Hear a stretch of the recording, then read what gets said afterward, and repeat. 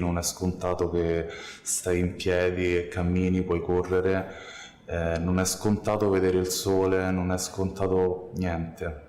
Bijna verdwaasd rond, in een trance rond. Maar ik moet zeggen, de zorg eromheen is wel heel erg goed. En ja, het was een heftige tijd, maar wel een mooie tijd. Welke gevoelens ik heb ervaren. Ja, je bent ontzettend nauw betrokken bij mijn vrouw, wat die meemaakt. En je kunt daar niks mee, maar je moet er zelf mee uit de voeten. En je hebt wel het volle vertrouwen, dat had ik wel steeds.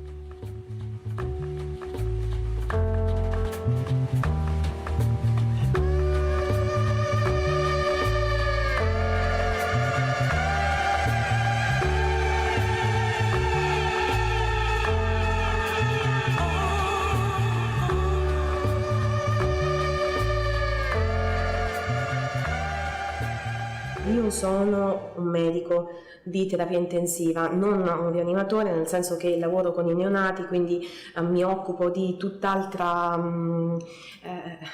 di bambini molto molto piccoli, non faccio il loro stesso lavoro, però chiaramente il rapporto con i medici è stato condizionato anche dalla mia posizione. Tra l'altro sono dei colleghi perché sono nel mio stesso, quindi da una parte ero sicuramente facilitata nel comprendere razionalmente quello che stava succedendo, cioè non avevo bisogno dei lunghissimi colloqui perché mi spiegassero, per avere notizie cliniche, perché era più semplice riassumermi le cose.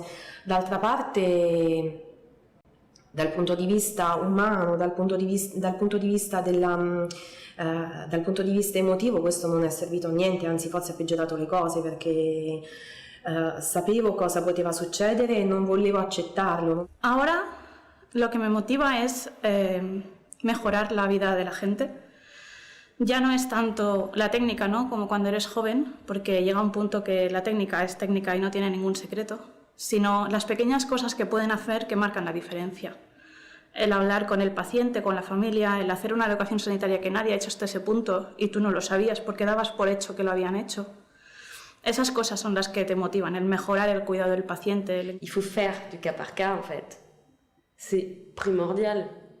Parce que chaque histoire est différente. Et quand vous vous trouvez en tant que patient, en tant que famille de patients, dans cette situation, dans un univers où vous ne parlez pas cette langue-là, cette langue faite d'acronymes et de termes techniques que vous ne connaissez pas, quand vous vous retrouvez face au savoir et que du coup vous vous retrouvez impuissant, que vous vous retrouvez stupide, que vous vous retrouvez humilié, que vous vous retrouvez démuni, comment faire?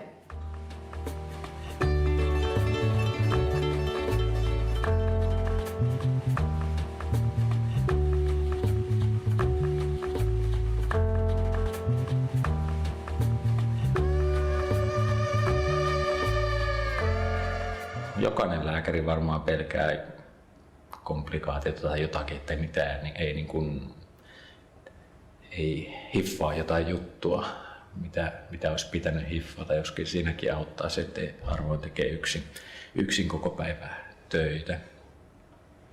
Nämä tuli nyt äkkiseltään mulle mieleen. And what scares me is that making those decisions and making those wrong decisions and the realization that that decision in 3-4 weeks' time, where you end up having a patient who in effect can be crippled by life-sustaining therapy, which may not have been in their best interests or the family's best interests. And that still scares me. And I think it scares a lot of colleagues, but intensive care is much more multidisciplinary now, and I think that has helped our decision-making and has reduced that fear factor. Honesty and humility go a long way. And most patients and relatives understand that we're also human and mistakes can happen and should be openly discussed.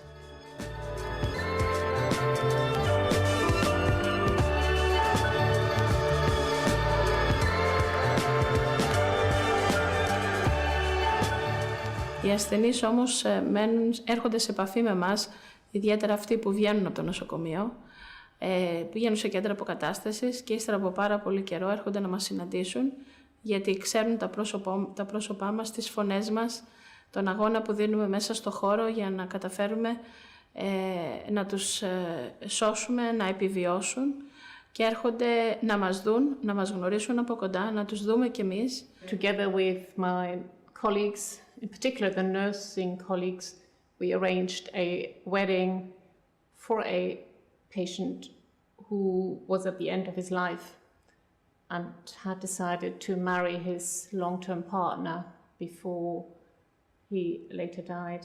And it was very moving to be part of this very special event in the intensive care unit. It's a real privilege to be able to support a patient and their family through that, what I hope is the worst thing that ever happens to them in their lives, to be able to support them through that, hopefully to recovery, or to support them through managing a dignified death. Il faut ramener la vie. Pourquoi est-ce que tout est si blanc et voire gris? Pourquoi est-ce que ce lino couine autant sous les crocs des médecins? C'est insoutenable. Pourquoi est-ce que tout est autant aseptisé? C'est pas 3 photos qui vont empêcher les gens de travailler. Moi, je pense que c'est important de ramener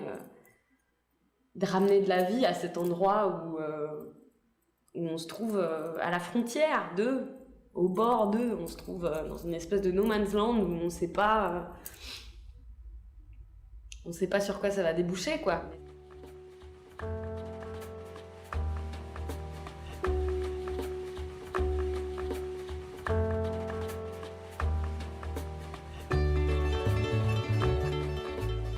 La mia opinione della terapia intensiva è fantastica perché mi hanno salvato la vita e dopo 3 anni sono qui. Anche a un altro ospedale che mi avevano dato per morto, per fortuna sono arrivato in questa terapia intensiva e mi hanno salvato veramente la vita. Solo belle cose possono uscire dalla mia bocca, ovviamente, perché senza di loro non sarei qui, ripeto, non sarei qui oggi. Intensive care medicine allows me to learn something new every day. So every day I meet colleagues and I hear of their new technologies, new advances, and progress in their particular specialty. But most importantly, every day is a different day with new challenges, and I enjoy the interaction with my colleagues and most importantly with patients and their relatives. So provides a great variety, it's different every day, and it's a specialty where progress is made on a regular basis. Grazie perché mi hanno ricordato anche come si lavora. Cioè, io faccio questo mestiere, lo faccio da tanti anni, ci sono dei momenti in cui sei stanco, in cui hai le tue cose, nel senso che hai la tua vita, hai delle preoccupazioni, però io ero serena quando andavo via, non perché sapevo che non sarebbe morto, poteva morire, poteva star male, ma era nelle mani migliori. Sapevo che era nelle migliori mani e questo mi dava quel minimo di tranquillità che potevo cercare. È giusto che i bambini che mi vengono affidati e i genitori quando vanno a casa possano pensare la stessa cosa. Siamo nelle migliori mani, quindi dobbiamo sempre fare il meglio. Grazie a loro per esserlo il meglio.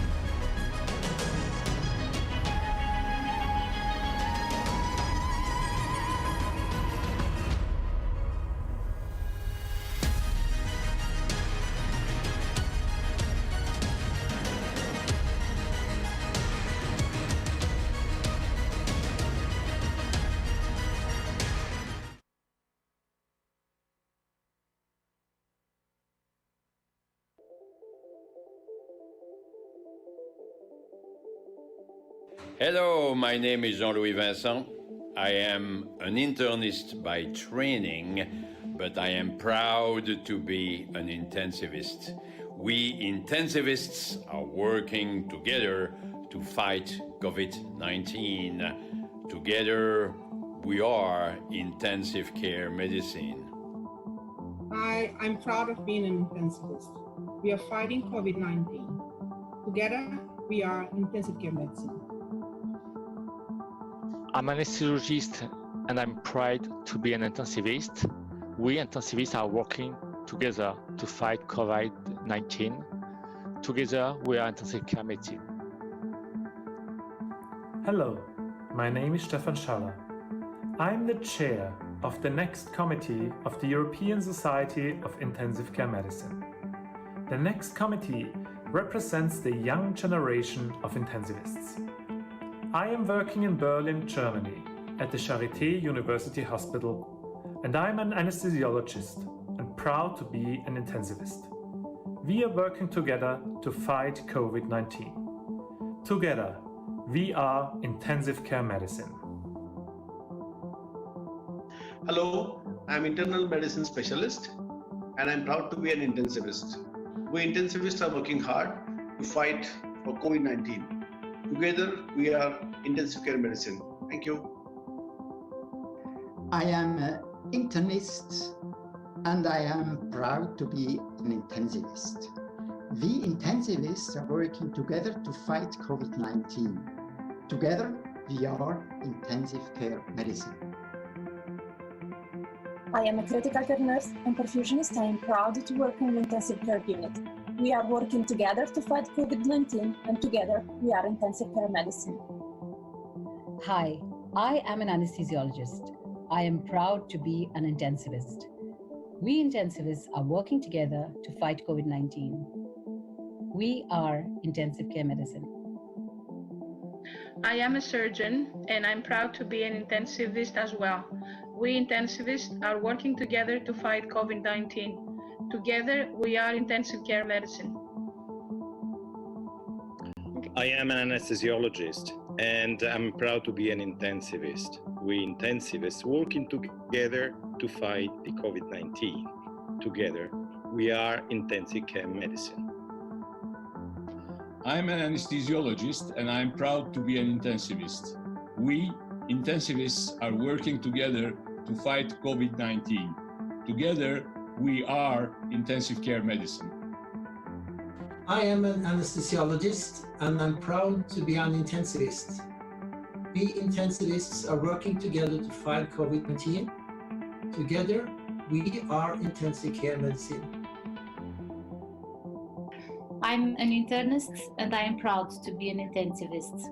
We intensivists are working together to fight COVID-19. Together, we are intensive care medicine. I am an intensivist and proud of it.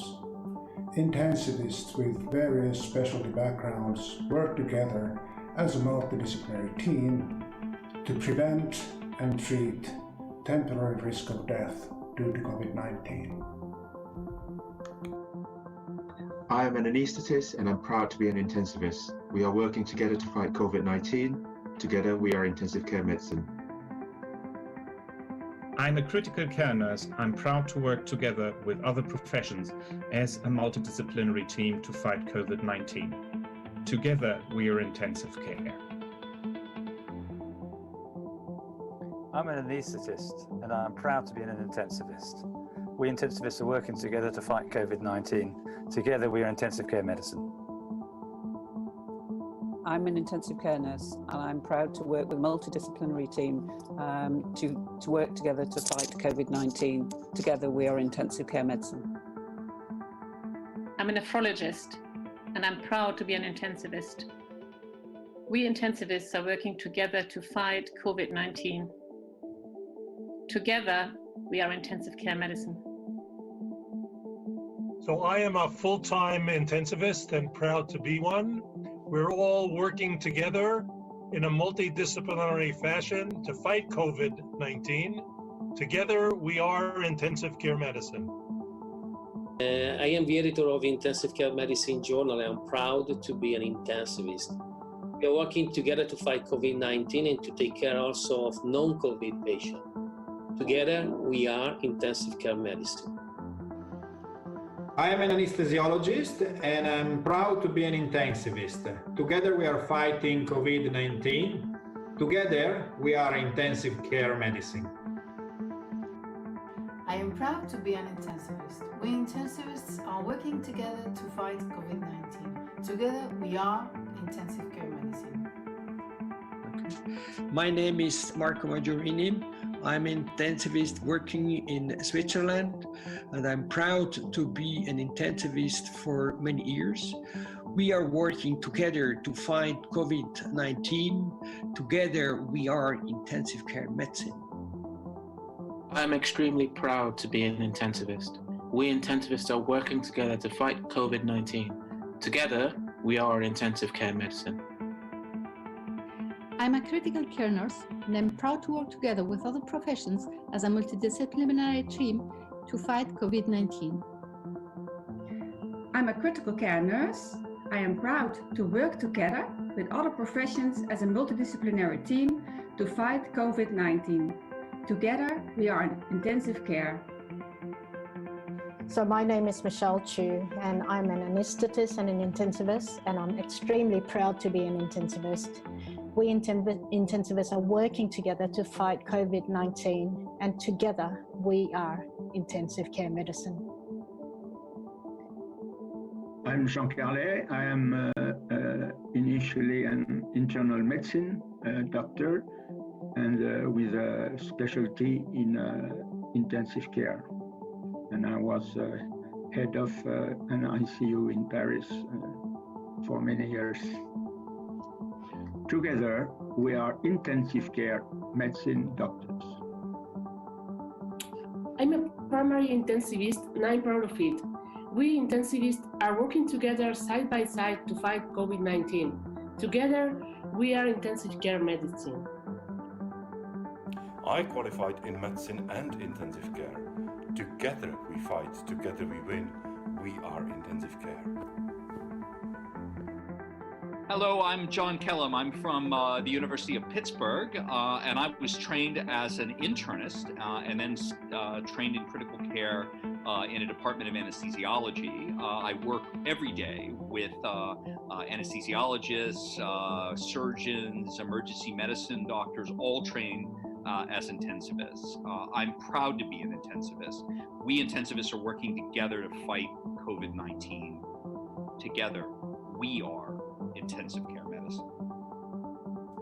I am an anesthesiologist and I'm proud to be an intensivist. We intensivists are working together to fight COVID-19. Together, we are intensive care medicine. Hello to all of you. I am Mette Berger. I am an intensivist with an anesthesiology background. Being myself confined, I am very proud to support and assist the ICU fighting team with distant nutritional counseling and data gathering to enable future research about this bloody coronavirus. Do well, all of you, and stay healthy. Take care. I work in and run a multidisciplinary intensive care unit in Johannesburg in South Africa and have a background in internal medicine and pulmonology. I'm proud to be an intensivist. In fact, it is a true privilege and pleasure to be in this field every single day. We're working together to fight COVID-19, and together and with passion, we are intensive care medicine. I'm so proud to be an intensivist. We intensivists are working together to fight COVID-19. Together, we are intensive care medicine. I am a hepatologist and an intensivist, and I am proud to be an intensivist. We are intensivists are working together to fight COVID-19. Together, we are intensive care medicine.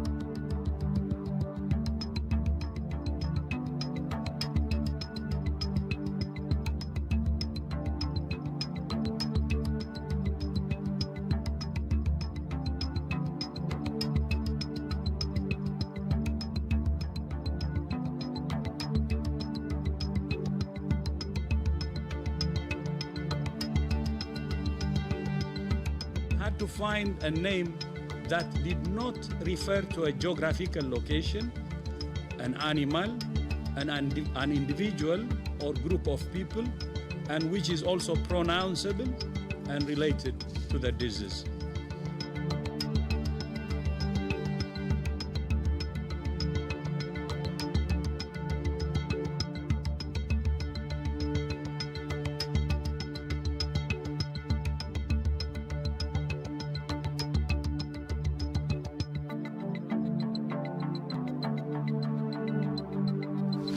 There are now more than 118,000 cases in 114 countries, and 4,291 people have lost their lives.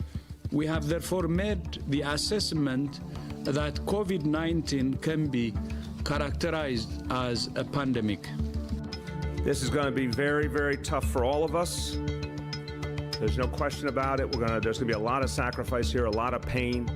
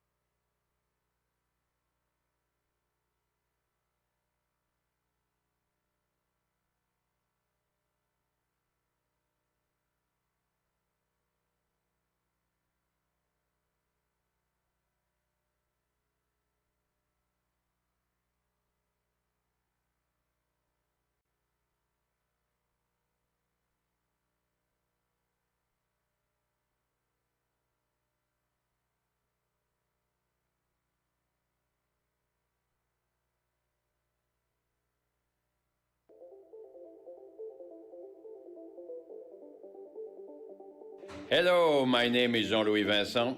I am an internist by training, but I am proud to be an intensivist.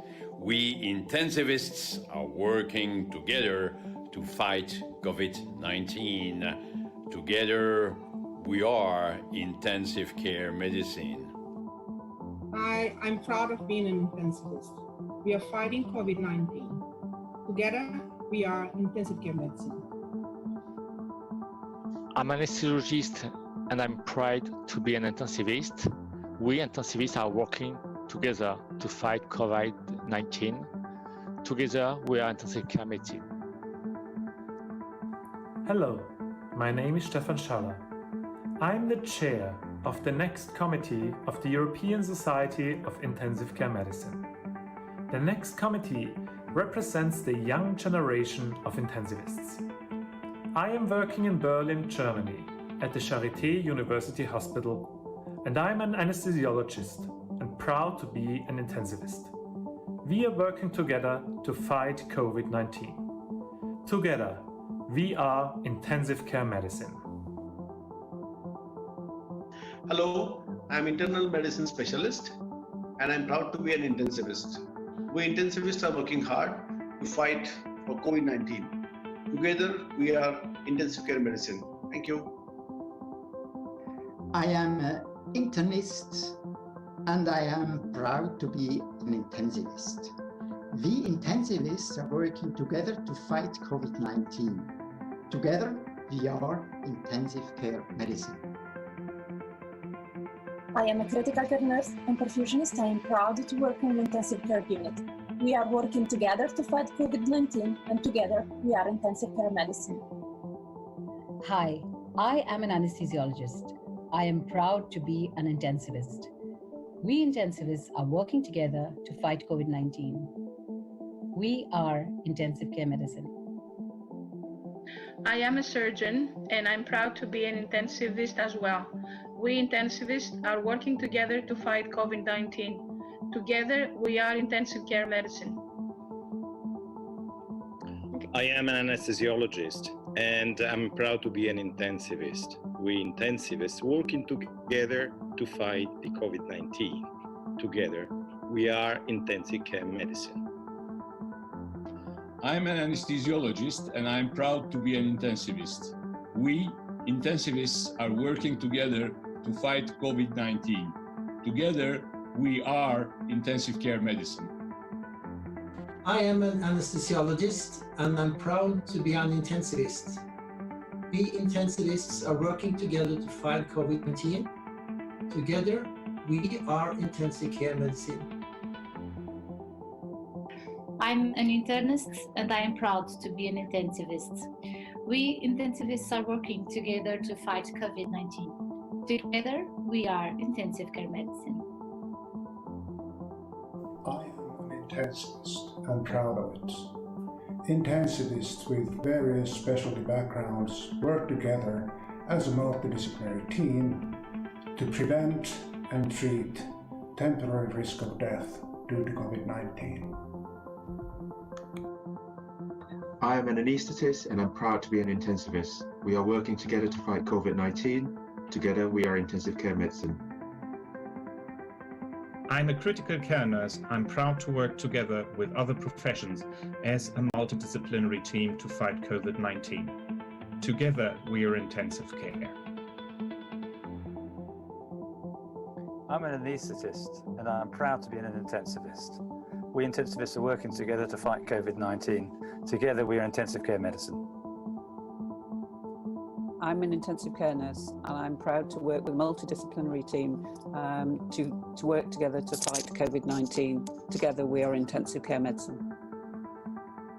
I'm a nephrologist and I'm proud to be an intensivist.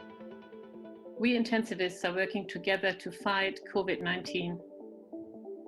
Together, we are intensive care medicine.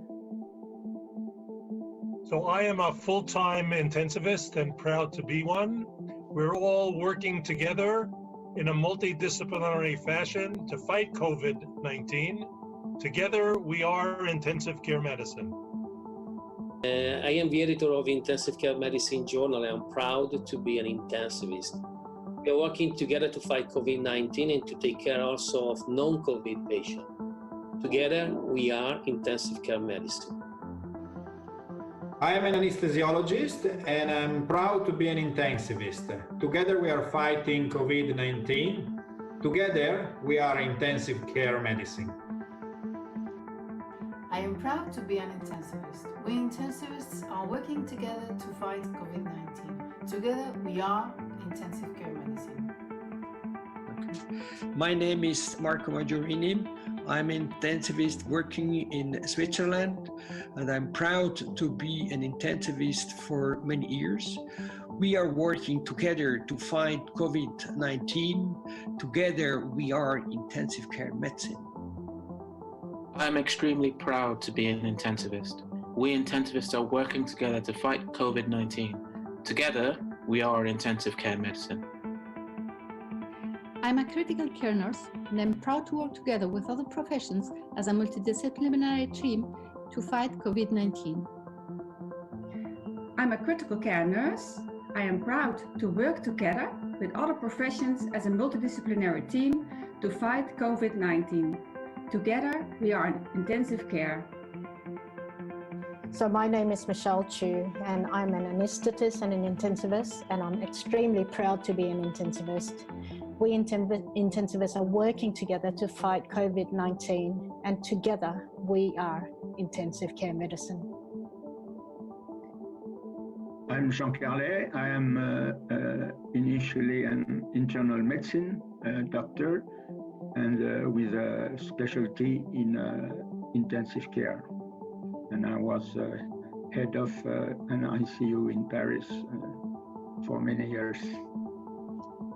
Together, we are intensive care medicine doctors. I'm a primary intensivist and I'm proud of it.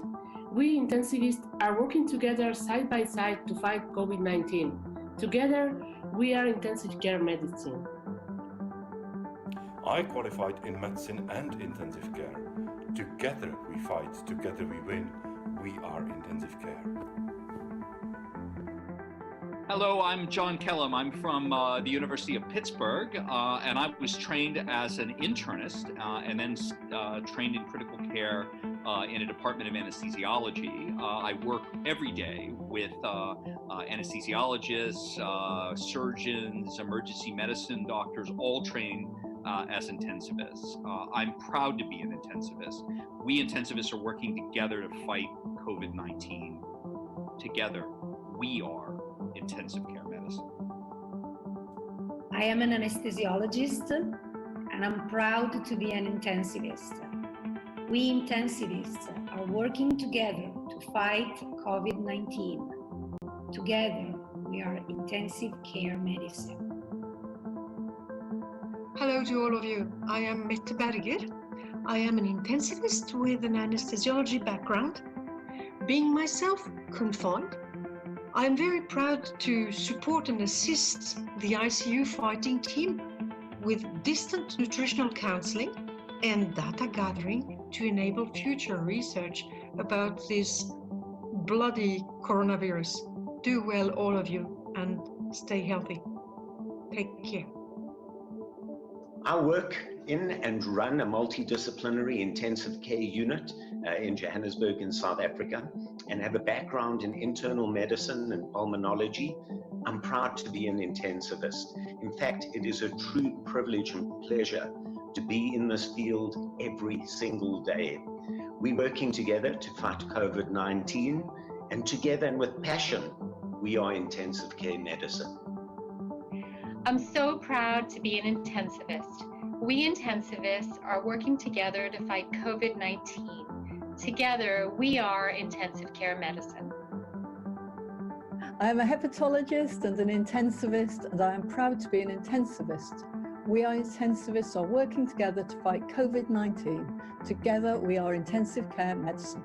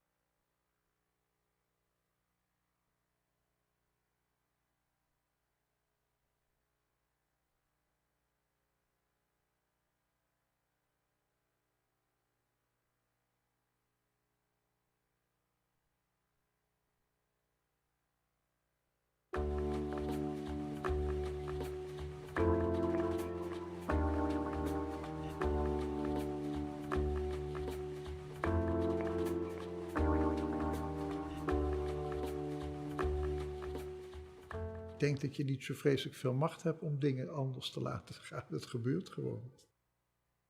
Maar ja, ik ben wel blij dat ik gewoon nog leef natuurlijk. On voit l'être aimé, complètement distordu et il est là, il est plus là, mais en même temps il est là. Quando hai alle spalle un dolore, una sofferenza del genere, apprezzi anche le piccole cose. Non è scontato niente, non è scontato che respiri, non è scontato che stai in piedi e cammini, puoi correre, non è scontato vedere il sole, non è scontato niente. Bijna verdwaasd rond, in een trance rond. Maar ik moet zeggen, de zorg eromheen is wel heel erg goed. En ja, het was een heftige tijd, maar wel een mooie tijd. Welke gevoelens ik heb ervaren.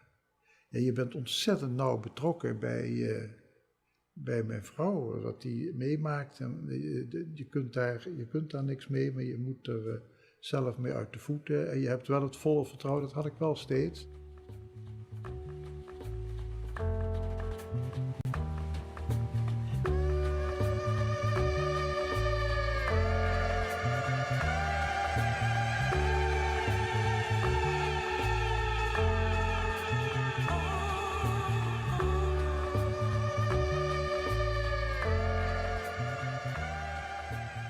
Io sono un medico di terapia intensiva, non un rianimatore, nel senso che lavoro con i neonati, quindi mi occupo di tutt'altra di bambini molto molto piccoli, non faccio il loro stesso lavoro, però chiaramente il rapporto con i medici è stato condizionato anche dalla mia posizione. Tra l'altro sono dei colleghi perché sono nel mio stesso, quindi da una parte ero sicuramente facilitata nel comprendere razionalmente quello che stava succedendo, cioè non avevo bisogno dei lunghissimi colloqui perché mi spiegassero per avere notizie cliniche, perché era più semplice riassumermi le cose. D'altra parte, dal punto di vista umano, dal punto di vista emotivo, questo non è servito a niente, anzi forse ha peggiorato le cose, perché sapevo cosa poteva sucedere e non volevo accettarlo. Ahora lo que me motiva es mejorar la vida de la gente. Ya no es tanto la técnica, ¿no?, como cuando eres joven, porque llega un punto que la técnica es técnica y no tiene ningún secreto, sino las pequeñas cosas que pueden hacer que marcan la diferencia.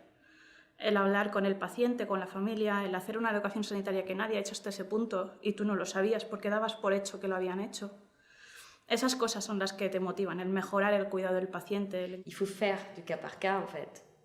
C'est primordial, parce que chaque histoire est différente. Et quand vous vous trouvez en tant que patient, en tant que famille de patients, dans cette situation, dans un univers où vous ne parlez pas cette langue-là, cette langue faite d'acronymes et de termes techniques que vous ne connaissez pas, quand vous vous retrouvez face au savoir et que du coup vous vous retrouvez impuissant, que vous vous retrouvez stupide, que vous vous retrouvez humilié, que vous vous retrouvez démuni, comment faire ?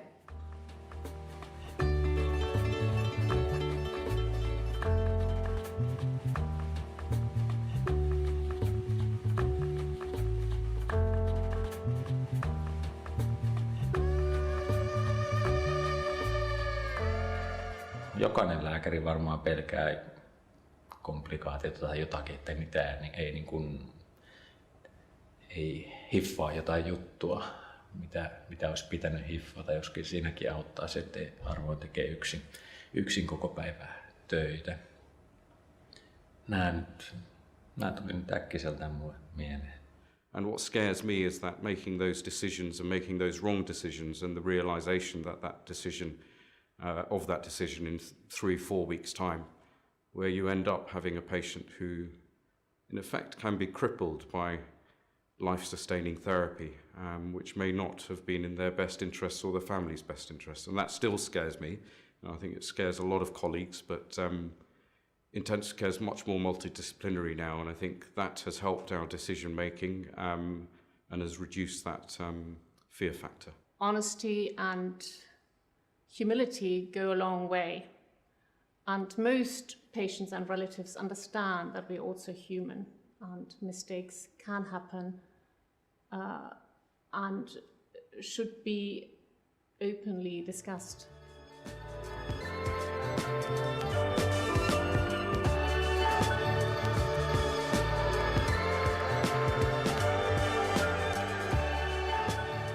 Οι ασθενείς όμως έρχονται σε επαφή με εμάς, ιδιαίτερα αυτοί που βγαίνουν από το νοσοκομείο, πηγαίνουν σε κέντρα αποκατάστασης και ύστερα από πάρα πολύ καιρό έρχονται να μας συναντήσουν, γιατί ξέρουν τα πρόσωπά μας, τις φωνές μας, τον αγώνα που δίνουμε μέσα στο χώρο για να καταφέρουμε να τους σώσουμε, να επιβιώσουν και έρχονται να μας δουν, να μας γνωρίσουν από κοντά, να τους δούμε κι εμείς. Together with my colleagues, in particular the nursing colleagues, we arranged a wedding for a patient who was at the end of his life and had decided to marry his long-term partner before he later died. And it was very moving to be part of this very special event in the intensive care unit. It's a real privilege to be able to support a patient and their family through that what I hope is the worst thing that ever happens to them in their lives, to be able to support them through that, hopefully to recovery, or to support them through managing a dignified death. Il faut ramener la vie. Pourquoi est-ce que tout est si blanc et voire gris? Pourquoi est-ce que ce lino couine autant sous les crocs des médecins? C'est insoutenable. Pourquoi est-ce que tout est autant aseptisé? C'est pas 3 photos qui vont empêcher les gens de travailler. Moi, je pense que c'est important de ramener de la vie à cet endroit où on se trouve à la frontière au bord d'eux, on se trouve dans une espèce de no man's land où on sait pas sur quoi ça va déboucher, quoi.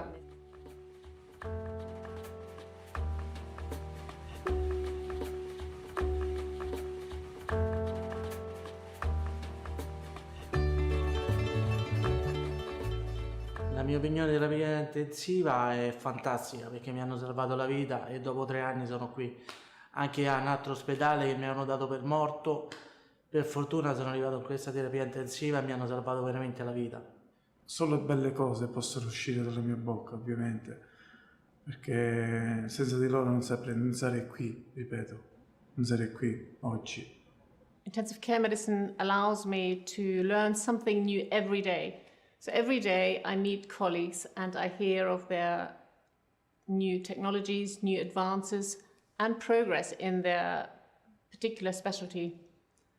But most importantly, every day is a different day with new challenges, and I enjoy the interaction with my colleagues and most importantly with patients and their relatives. So it provides a great variety, it's different every day, and it's a specialty where progress is made on a regular basis.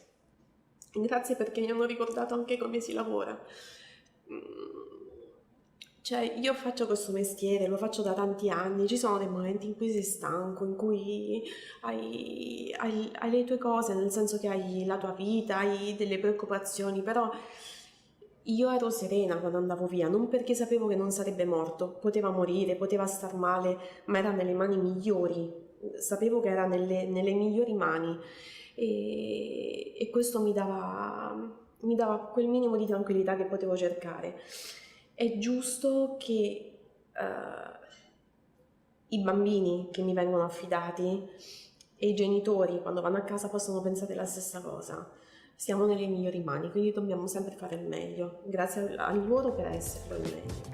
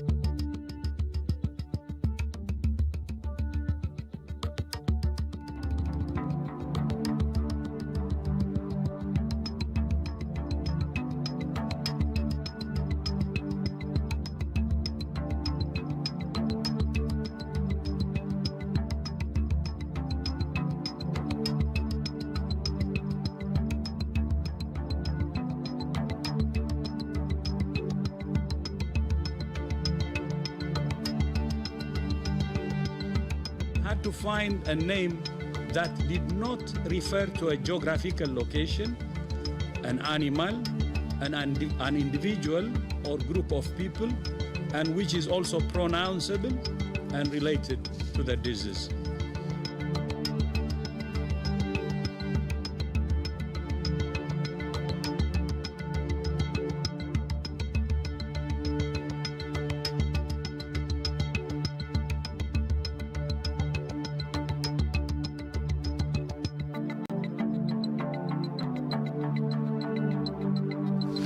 There are now more than 118,000 cases in 114 countries, and 4,291 people have lost their lives.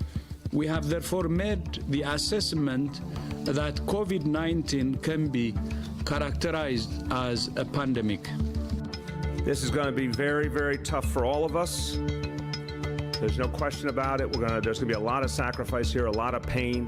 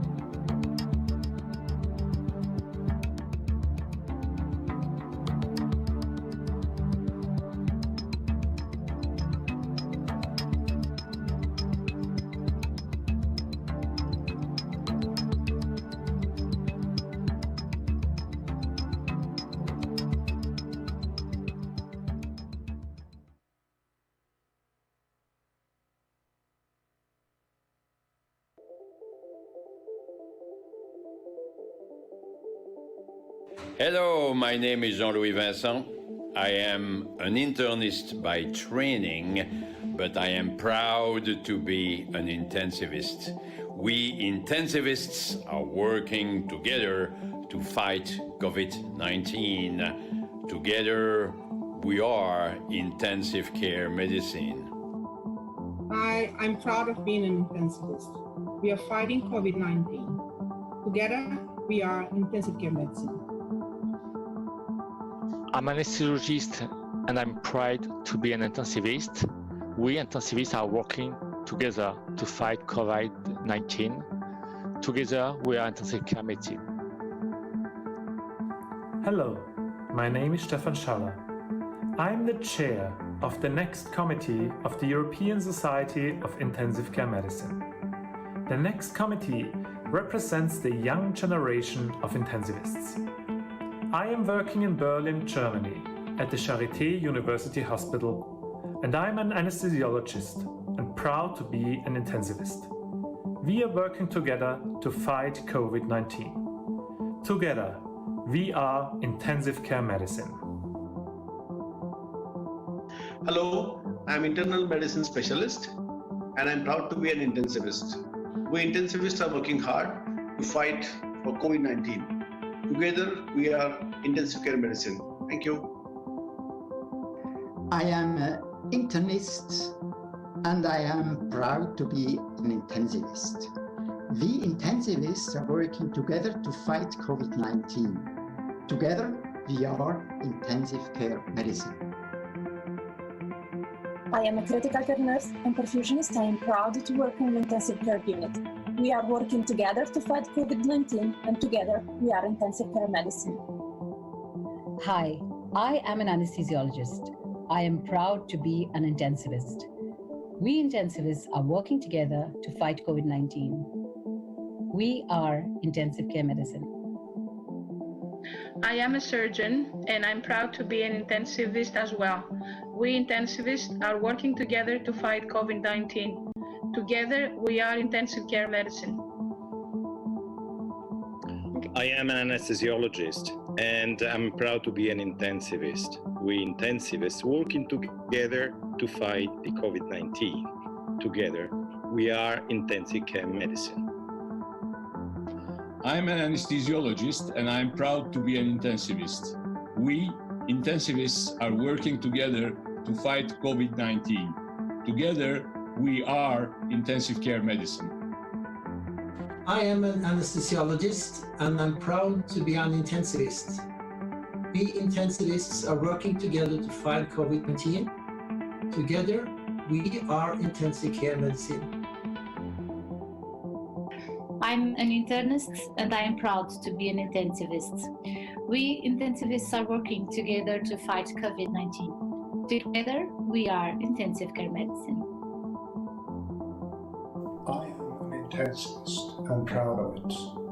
Intensivists with various specialty backgrounds work together as a multidisciplinary team to prevent and treat temporary risk of death due to COVID-19. I am an anaesthetist and I'm proud to be an intensivist. We are working together to fight COVID-19. Together we are intensive care medicine. I'm a critical care nurse. I'm proud to work together with other professions as a multidisciplinary team to fight COVID-19. Together we are intensive care. I'm an anaesthetist and I'm proud to be an intensivist. We intensivists are working together to fight COVID-19. Together we are intensive care medicine. I'm an intensive care nurse and I'm proud to work with a multidisciplinary team to work together to fight COVID-19. Together we are intensive care medicine. I'm a nephrologist and I'm proud to be an intensivist. We intensivists are working together to fight COVID-19. Together we are intensive care medicine.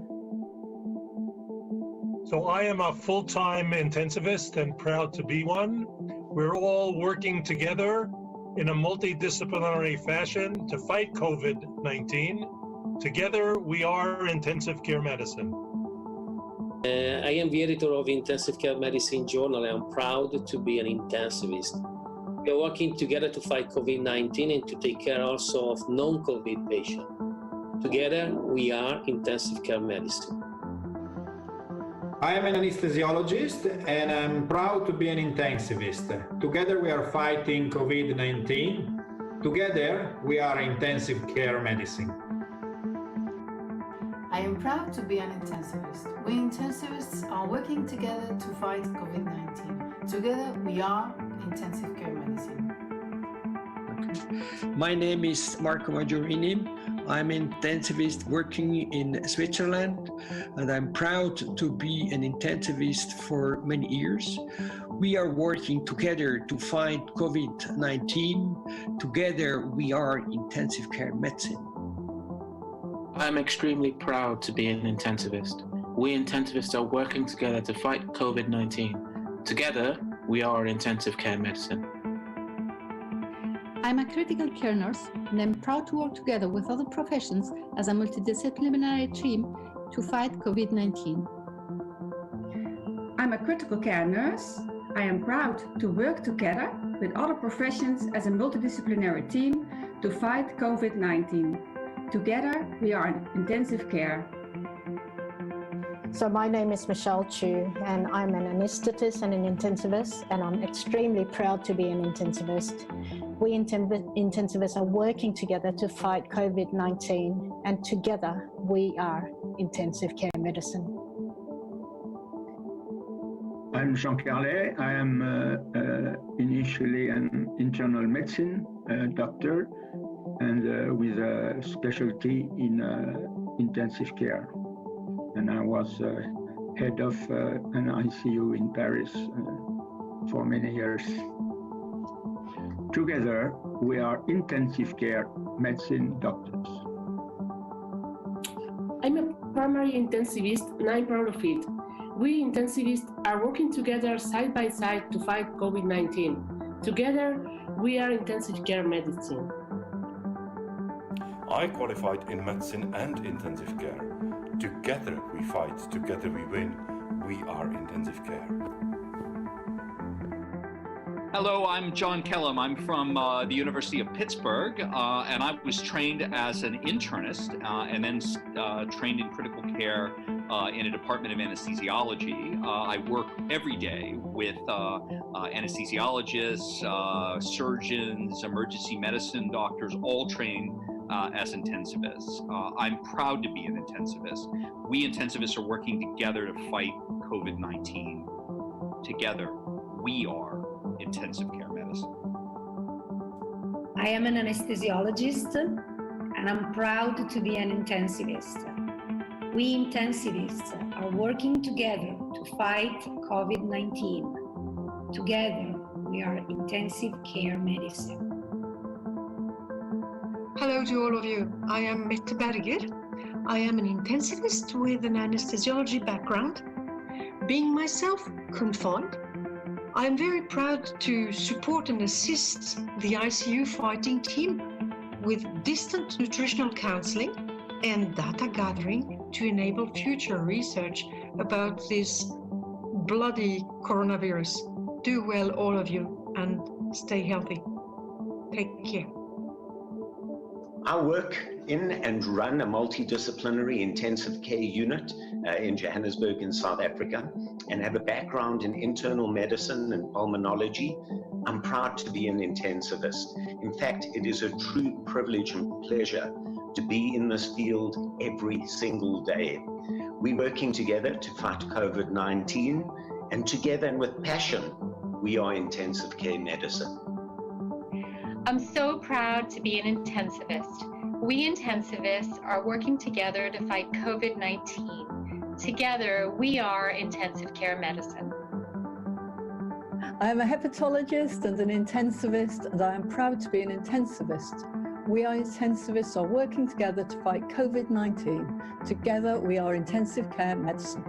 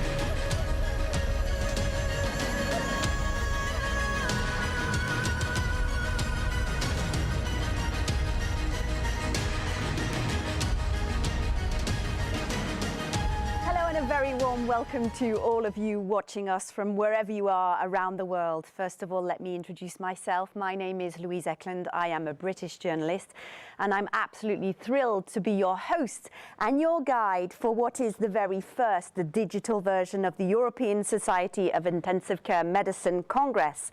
Lives 2020 it's called, a new format for this very, very particular year. The COVID-19 pandemic has really put the ESICM in the spotlight this year, the society of course, but also on its healthcare workers. Today, thanks to our speakers and our honourable guests, we will be seeing how this specific COVID context impacted ICM, of course. And now it's my absolute pleasure to introduce the president of the society, Joseph Casey-Giolu. Nice to see you. How are you doing? Fine, thank you. Great to see you. And also we have the ESICM president-elect, Maurizio Cecconi. Good afternoon to you as well. Good afternoon. Are you good? I'm very excited to be here. Great. Joseph, first of all, over to you for some opening words, I think. Well, I can start saying that obviously we have a very special and a difficult year behind without knowing how far we will go with it under the circumstances that we had with COVID-19. The hope and the wish was to see all our members face to face in a congress in Madrid. But let's be optimistic, because digital congress has also its charms and advantages, which we will be experiencing in the coming years. However, I would like to mention the huge impact of the COVID-19 pandemics on our society. I mean, not only with our patients, which we tried our best to save their lives when we were confronted with huge number of them needing us, but also the nurses, physicians and other healthcare professionals were really having a big challenge. And the challenge we can explain in many different ways, but I would like to summarize in a way that they had their responsibility to take care of their patients, but they also had the responsibility to take care of their families and loved ones. And there was a big challenge in finding the balance between them. Also, we were faced with a lot of shortages, which actually caused us to change our norms, the norms that we are educated with, the norms which we are living for, and we actually were confronted with the situation that we were not able to exercise where we are trained for, and that made a lot of damage in the mental well-being of our colleagues. Well, having said that, I would also like to give a special tribute to our colleagues who got very, very ill during this period, and also even some colleagues who lost their lives after caring for their patients. Thank you, Joseph. These were very uncertain times, Maurizio. Yeah, they were, especially at the beginning. And you know, we were all committed to give the best to our patients, but this was a new virus. We didn't know it was very easy to transmit, to get infected. So we were all scared at the beginning, and we wanted to protect also our families. So many of us separated from our families at the beginning. The good thing, though, is that, through the challenges of COVID-19, we also learned that with proper training and proper personal protective equipment, we know that intensive care units have actually been a very safe environment, and we can protect our healthcare workers. So now we feel more confident in carry on with this challenge. Let's talk a little bit more about this digital format today. Yeah. Joseph. Well, it's something new for our society, but it has also been new to many other societies as well, as we had to change all our understanding of organizing a digital congress. But also it provided us some advantages, as I said, and we also feel that we will be reaching to more people worldwide due to the nature of this congress. That's why I would like actually to acknowledge all my colleagues who have been giving a lot to have this prepared, and also from our executive committee colleagues who took the responsibility to reach to this day and who were extremely helpful and proactive in taking care of the whole situation. Of course. So 2020 was indeed a very, very complicated year for everybody, all of you watching us around the world, a situation like no other. Tell us how you led the society. Well, actually, first of all, we have stuck to our own values. That is also embedded in our names. It is the linking innovation, vision, excellence and science. The only important thing we had to do was to readjust our way of thinking, to have a change of mindset. And still doing that, we still focused on our values, as I said. And if I have to summarize it very shortly, instead of complaining about the wind, we have readjusted our sails to this difficult wind of 2020. Nobody wanted a pandemic. We had to deal with it. No, nobody wanted a pandemic, but we just had to accept it. And I agree with Joseph. I think what kept us on track was the fact that we had strong values in the society, in our community, and we had to use this to react as a leadership in this crisis. You know, in a crisis, you cannot just act normally. You have to understand that there is a lot of uncertainty. You have to look at the data that you had out there, and you need to take this data and take some quick actions and communicate this uncertainty and have some clear common goals. And I'm not talking just about us for the leadership of the society.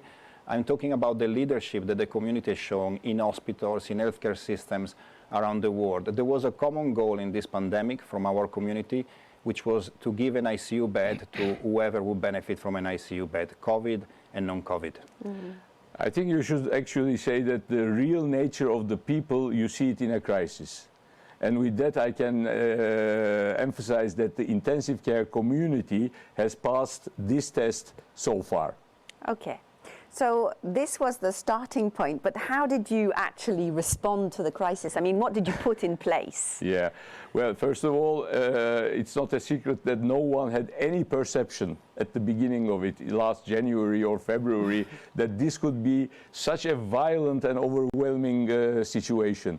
I mean, I can remember our jokes about which Congress we would still be attending somewhere at the middle of the year, or we were in a denial phase whether it would be possible to have face-to-face congresses. I mean, at a certain moment, the recognition comes, and that is very heavy. But once we recognize it, we took immediate action, and then we had to choose the actions, what to do first. And actually, we have chosen to educate people on this, because there were so many unknown things with COVID-19. There are still a lot of unknown things, but if I compare now the situation at the beginning of the year, I mean, we did not know anything. That's why we have thought, educate, educate, and educate, but with the right knowledge, because we have seen a lot of beliefs at the beginning of the year using this medication, and that medication did not have any effect. What we tried was to really choose the right knowledge to send to the people right from the beginning. And it was a time where maybe you feel a bit vulnerable, I guess, as well. Well, especially at the beginning, you know, we realized very, very early that we were not prepared. You know, when the crisis started in Europe, it was the end of February, and just a few days before, we were together with colleagues from all around the world in America, looking at what was happening in China, and I know that there was no awareness of something like this happening so fast, you know, in our units, in our countries outside of China. I really think that's what we probably recognized as a society. I was in the epicenter in Milan, in Lombardy. I was speaking very often with Joseph and saying, this is difficult. You know, what we are seeing is fast. It can overwhelm any system if the spread of the virus is not contained. We need to get people this warning. So we need to tell people to get ready, because a few hours, a few days to get ready can make a difference. And how did you do that? Well, I mean, how did you do that? Well, I have talked with Mauricio a lot and got a lot of tips. Yeah. But just mentioning about our reaction, how fast we were, if I remember correctly, the first patient was admitted in Lombardy region on the 20th of February. Our webinar was exactly 6 days later. So this shows, I mean, I mentioned we had a lot of surprise, but once we were at it, we acted very, very fast. Mm-hmm. Can you tell us about this webinar? How did it go? It must have been a... Well, we have been, we were very naive actually at that time because, I mean, our society has also certain facilities, and we thought we organized the webinar with our own facilities. I think within a few minutes after the start of the webinar, we started to receive messages after each other that the system was almost crashed because there were, in the first webinar, which was 1 hour, there were 2,000 people trying to get in, and our system was absolutely not ready because we were thinking maybe 100 people, 200 maximum, and then once we saw that, that was a lesson, and after that we had completely reorganized our webinars and the way how to do these things. But it was a learning also because, you know, that was with China, with an expert from China, was Bindu. Bindu, yeah. And he was very kind to share information and knowledge from the very beginning. You know, in Europe, the crisis started, we needed information. We were craving for information. So we've asked him to help us. And so, you know, he gave this presentation, but at some point the presentation broke a bit. So we were talking on the slides and trying to get all the information that he gave to us, to our members. It was a bit of a stressful experience. Yeah, it was stressful, but then of course we didn't stop there. We have performed the marathon webinars and also with regular webinars, and these were going perfectly due to the measures we have taken. We had also webinars on Alive for the low and middle income countries. What's Alive? Can you tell us about it? Alive is a fund of the society. This fund we use for the training of the physicians and nurses in low and middle income countries. Mm-hmm. For example, we have been recently, when the traveling was still possible, given courses in Uganda, Pakistan, in Barbados for sepsis and septic shock in order to improve the knowledge in these countries, especially the basic knowledge that they can use for their daily patient care. Okay, so you put, from what I can gather, a lot of actions in place. How were they received? I mean, I read that you had 145,000 people for the marathon in more than 100 countries, which is quite impressive, and more than 600,000 views on a webinar that you on the webinars regrouped, organized. I mean, they're quite impressive figures. Yes, I think we were also even impressed when we saw these figures, but it also shows a little bit what I said a moment ago, the lack of knowledge and the hunger to have information of people, intensivists or physicians or nurses from other specialisms.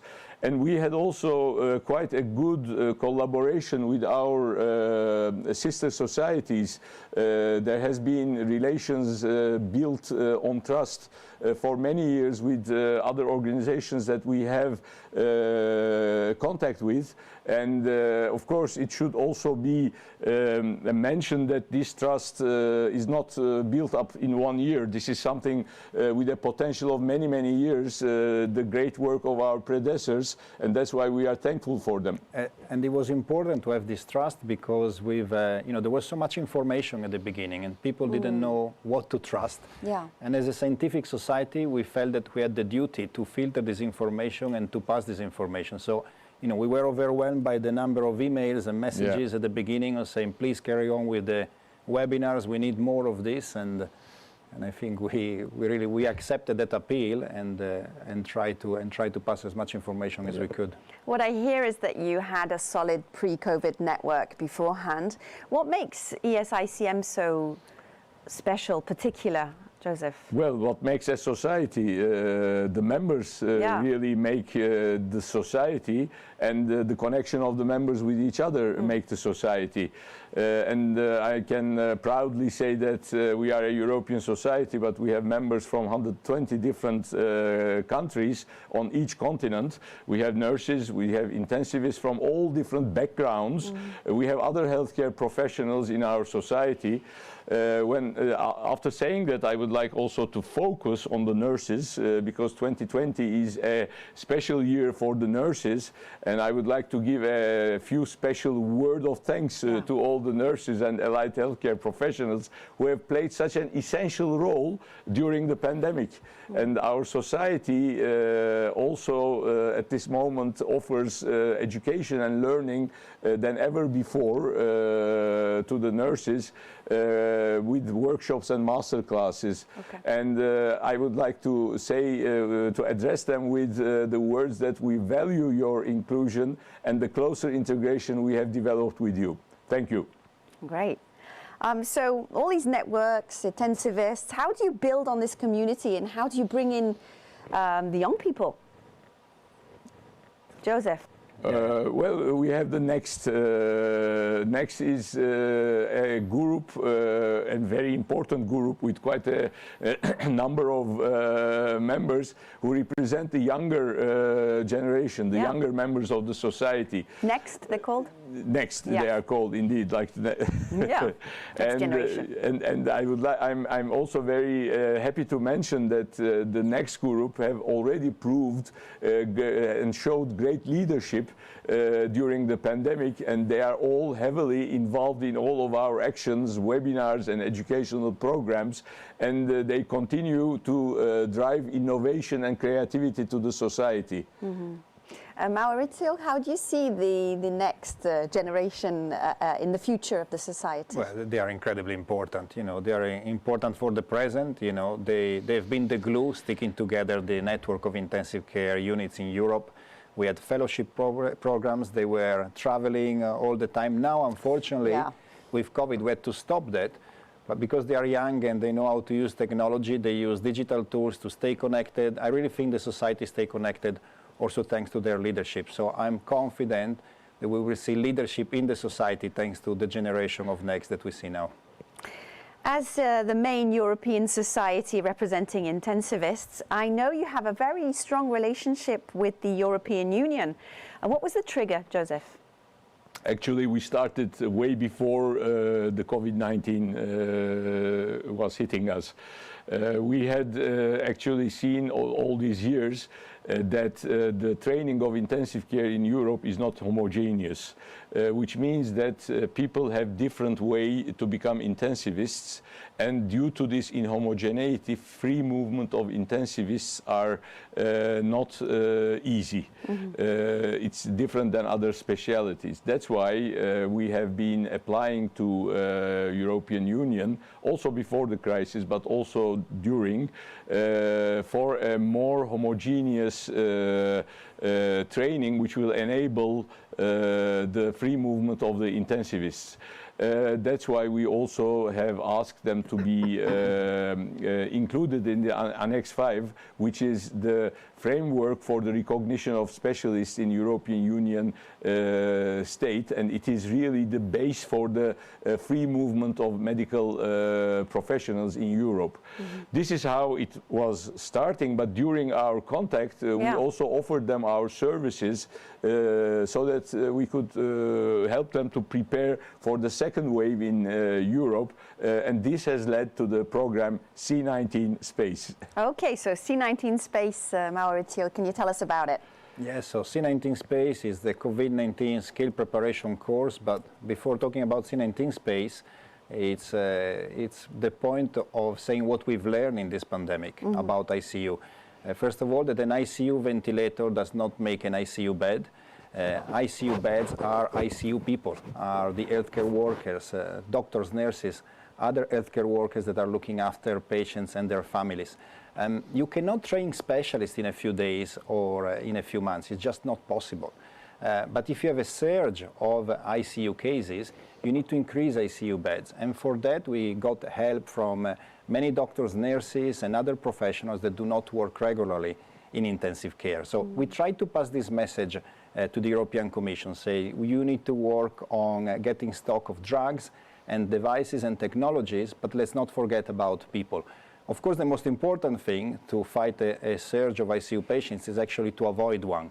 So controlling the spread of the disease in the community is really what we advocate, even as an ICU community. So individual citizens can really help us a lot. The individual responsibility of face masks, hand washing, social distancing, it's really the attack that allows us to win against this challenge. ICUs, we like to say that they are the last line of defense, but if it happens, we need to train people. So C19 Space is a program which aims to give basic skills in intensive care to healthcare workers that do not work regularly in intensive care. And we were very happy that the European Commission decided to fund this program and to ask ESIC to prepare it and to deliver it. Let's take a look at a film which will tell us a lot more about this program.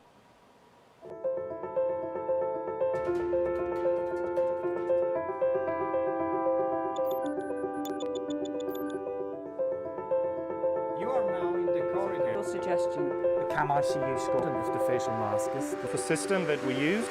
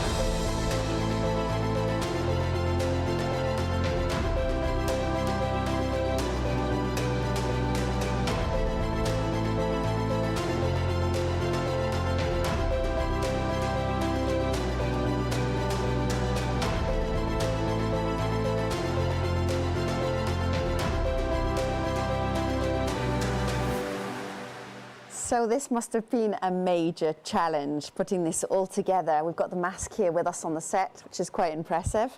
Tell us a little bit more about how you put it all together. It has been a major challenge. Yeah. So when they told us to do the program, we thought we had to do it in a very short period of time. So we got 70 experts across all of Europe, everyone in his own free time, putting together all the content. We have 24 hours of training between online, face-to-face, and virtual reality. It has been, an enormous effort, but it was great to see, how the community got together. And what you're seeing here is a virtual reality kit. So with your smartphone, you can basically be immersed in an intensive care. And the filming occurred in Milan. In my hospital, we built an intensive care unit for COVID in the summer. When we didn't have to use it, we got 20 experts, doctors, nurses from the society. Joseph and I, we were there. The funny thing, actually, Joseph and I, we met last time in Milan, just before the pandemic, and the first time we met after the first wave was again in Milan. Yeah. Well, great experience anyway, putting it all together, I'm sure, and lots of people working for free, obviously, to put it together. I believe there's a goal of 10,000 people to be trained before the end of 2020. This must be the largest training program ever put together in the healthcare domain, is that correct? Well, as far as we know, it is the one of the largest educational program, and that makes us very proud, of course, to have done this with huge collaboration and a great teamwork. If I would like to elaborate a little bit on this, I would like to emphasize that this COVID-19 pandemic is an unprecedented disaster. I call it unprecedented not because we have not had disasters in the past, but this is something coming in big numbers, but we don't know when it is going to end. Normally with the disasters, things have happened, you have casualties, and you know that after a few weeks everything will stabilize. With this, we have no slightest idea. Yet, we have made the statement that we were unprepared the first time. That's certainly how it was. And we cannot be unprepared twice. That was our statement that we made months ago. Actually, with this project, we have actually shown that we have taken a very concrete action for the sake of preparedness. Yeah. I think this is that's why a very important issue. Very important. Focusing on people, not just technology. Yeah. Of course. We've spoken about the pandemic, of course, and the training program, but I guess activities continued as usual as you were going through this difficult phase. Of course. Actually, we did not put things on hold. We just maintained them. We changed a lot of the things according to the necessities, and we have updated them because it needed a new sort of tackling the problem. Like the Congress, I mean, we are here now to open our digital Congress. We have completely different formats. The European Society of Intensive Care Medicine Academy is going on. Our EDIC exam, the master classes, they are all just continuing. We also assured that the research grants are unchanged, and this year we have allocated 225,000 euros like other years. Our communication, our social media has been very active, and of course our journal, the life is going on as usual, even though in a maybe more active way. And with that, I would like to say that we are extremely proud of our official journal, Intensive Care Medicine. It is most highly ranked journal in the category that it is devoted for, with an impact factor of 17.6, etc. And then this figure speaks for itself. And then this all thanks to the editor-in-chief, Giuseppe Citerio, and his team of editors for their contribution. And I would also like to mention that our second journal, Intensive Care Medicine Experimental, has a new editor-in-chief now, and I would like to use this opportunity to welcome Nicole Ufermans and her editorial team, and we are really looking forward to see the journal growing under her leadership. I think to conclude, I think I would like to thank to all our educators, our faculty, our examiners for making this happen and maintaining our usual activities, and next to the ones that are COVID-19 related, of course, and helping us to continue to offer learning and development. So it seems that you've been very, very busy. Let's talk about research now. In addition to the training as a major European society representing intensives, you've launched and supported lots of different research initiatives. Tell us about them.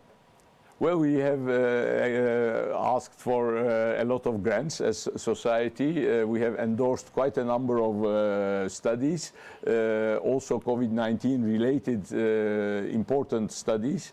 We have endorsed them, and we have also designed studies coming right from the core of the society, one of them being the Unite COVID-19, where 4,500 cases have been included so far. And we also had an European Society of Intensive Care Medicine survey, which we have analyzed the prevalence of mental health problems in intensivists facing the COVID-19 outbreak. And these have delivered very important results, and I think these will be a very important contribution to the literature. Maurizio, I'm turning to you now. I believe that data can be very, very valuable for care and research. Right. Data is everything for us in medicine, in research as a scientific society. We were investing a lot in this before COVID, even if during this crisis you've seen how much data is important. So in the previous years we worked to establish data science as one of the key actions in our societies. We also have a new section which we established last year, and we started to work more and more to get people familiar with data. So data science is everything. It's about clinical data, the information that you get from the electronic medical records, from benchmarking in intensive care, going to more advanced techniques like machine learning and artificial intelligence that are coming to fruition. So we think it's important that we drive this data science revolution. And we started to organize meetings, for instance, in the previous 2 years, which we call datathons, where we bring people together to become familiar about this. Okay, so how does a datathon work? Well, you have to imagine a datathon as a friendly competition, sometimes not so friendly, but no, they like to compete. They are teams put together with clinicians, engineers, data scientists. We actually realized that we have a larger community that want to come and work with us in ESIC, which is indeed not just clinicians, but these engineers, these data scientists. And it's great to see how, coming from different backgrounds, you can put together something very effective as a team to try to answer a research question on a large database. Mm-hmm. Maurizio, in a few days you're going to be leading the ESICM, and I know you've worked very, very closely with Joseph hand in hand, but could you give us maybe your vision for the months and years to come, and tell us how you intend to continue to spread education and research all across the world? Yes, but first of all, I would like to thank Joseph, because I really think that Joseph had the challenge to lead the society in what I think has been the most challenging year for the society since its birth. And it's been a real honor for me to work with him as a president-elect. The best thing you can hope as a president-elect is to have a president that is supporting your ideas, and you start to work on your program before you're president. I was lucky really to have Joseph doing that, and I've learned a lot from him. You know, he was able in this challenging time to look at the uncertainty out there, to analyze the situation, and to take very fast actions. And I really think we have a strong society, and we survived this year, and we thrived in this year really because of the leadership of Joseph.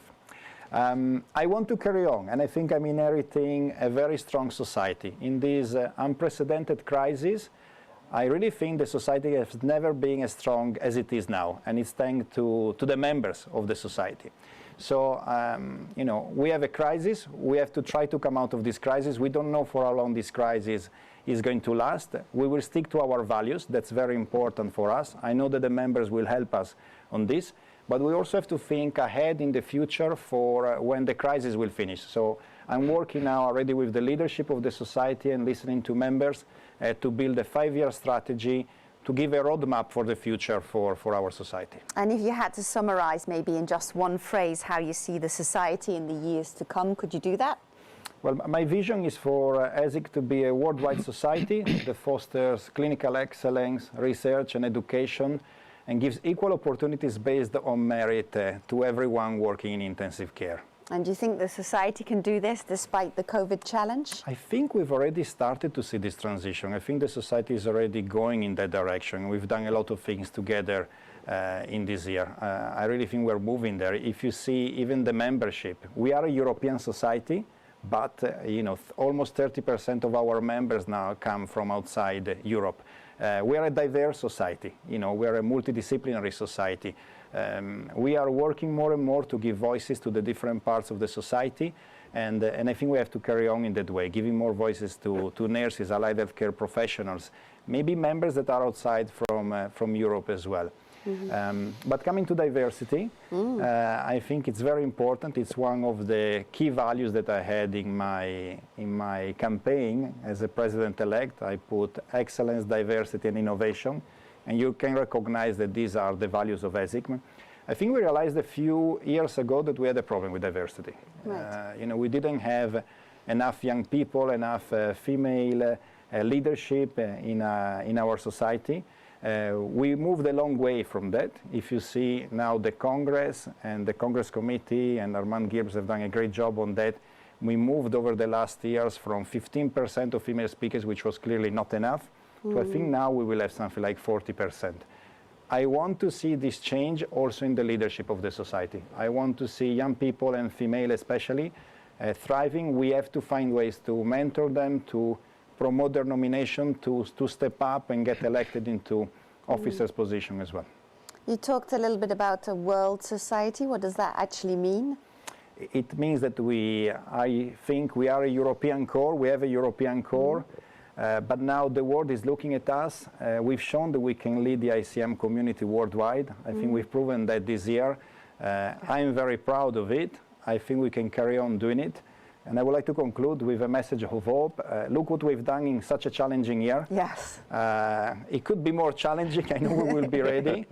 But I also know that if we've been able to navigate in this storm and strong winds, we can do it even better with calm water. Great. Need to be a good sailor. A moment to celebrate talent, of course. Can you introduce us to the Society Medals, Joseph? Sure. It's one of the most important moments, of course, of our opening session. It's the Society Medal, and the Society Medal is awarded once a year during our annual Congress to someone who has made a significant contribution to the aims of the Society. And this year it will be awarded to a very inspiring colleague, a consultant nurse and an advanced critical care practitioner, Carole Boulanger, and I would invite you to watch this special tribute to Carole.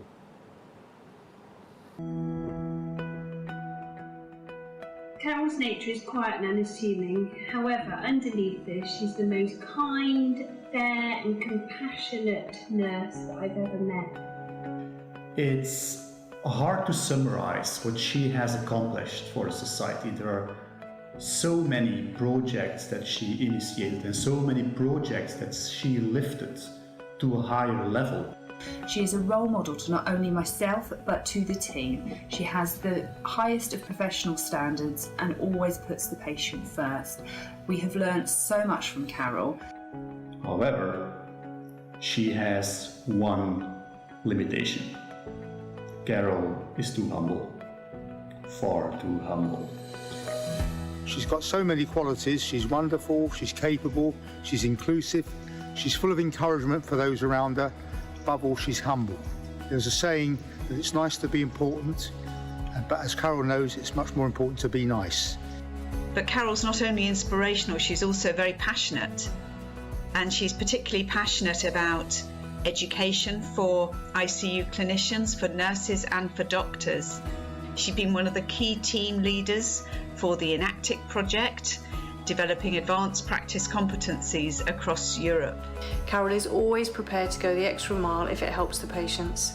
She's extremely well respected by patients, relatives and staff alike for her clinical knowledge, skills and compassion. I don't think she really appreciates how amazing she is, which is why I'm absolutely delighted that the European Society of Intensive Care Medicine has decided to recognise her achievements by awarding her the Society Medal for 2020. The fact that she's been awarded with the Society Medal is right and proper, really, to express our gratitude, but also what should be reflected in the views of our membership. And I think that as our society moves forward, particularly under the banner of a properly diverse society, she will be viewed as in the vanguard, really, that pushed our society into the 21st and 22nd century.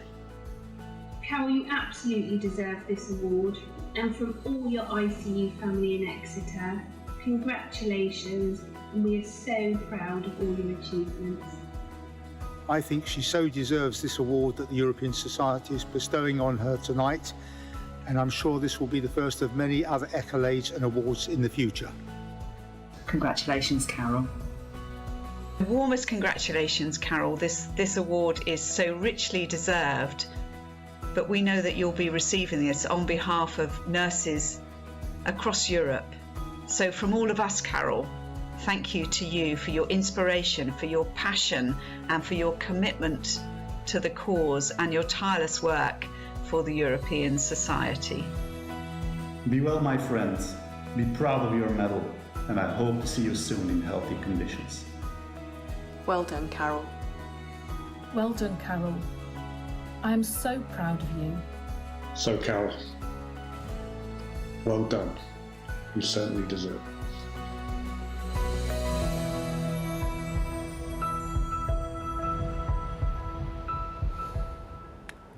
Well, even though from a digital distance, it's my honor and pleasure to present this medal to Carol for this great achievement. And Carol, I would like you to welcome and invite to say a few words. Thank you, Joseph. Thank you, Maurizio. I'm speechless, really. This is a huge honour for me personally and professionally. And I'd really like to thank the Executive Committee and everybody at ESICM. I've learnt and enjoyed all my time thus far with the Society. And what the European Society has shown it is a truly multi-professional society. And it's been a real privilege so far, and I hope to continue working with you going forwards. Thank you so much. Congratulations, Carol. Congratulations. Congratulations. Well, there's a lot of people around you that are very, very proud of you, Carol. So well done for you. Fantastic. And obviously the medal will come to you very, very soon. Maurizio, you have other prizes to hand out. Yes, the awards have not finished. We also have the honorary memberships. These are memberships that are given to people that had a massive contribution to intensive care medicine. So I'm very pleased to announce the first honorary membership, Ruth Kleinpel. Ruth, are you there? Can you hear me? Yes, hello. Congratulations, Ruth. Thank you so much. Nothing else you want to say to us? Well, I most appreciate this recognition. You know, my years of collaboration with the European Society of Intensive Care Medicine and the Society of Critical Care Medicine, I'm just thrilled with the degree to which the two organizations are working together, and I most appreciate this recognition. So thank you so very much. And all of that is thanks also to a lot of your work. So thank you and congratulations again. Our next membership goes to Pascal Gruber. Pascal, are you with us? Yes, hi Maurizio. Hi Pascal, how are you? Thank you very much. Well, Pascal, congratulations. I'm good. Congratulations. Yeah, it's a great honor to receive this award. Really want to thank, members of the DPD chair and the executive committee of the ESICM for their support. I think we've achieved a huge amount in the last few years with the academy, and it's a real, it's a real honor to receive this. Thank you very, very much. So thank you, Pascal, and last but not least, Jeffrey Liebman. Jeff, are you connected with us? Yes, thank you. Congratulations, Jeff.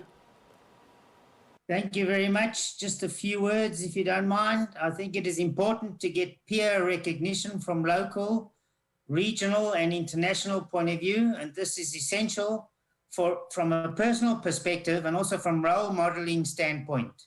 It is good for the younger clinician scientists to see their leaders do their work, be it clinical or research. With those words, I'd like to thank the European Society of Intensive Care Medicine for the honor and privilege of receiving this prestigious award. It is such a pity I could not be there with you in person. Thank you very much. Thank you, Jeff. Well deserved. Congratulations, Jeff.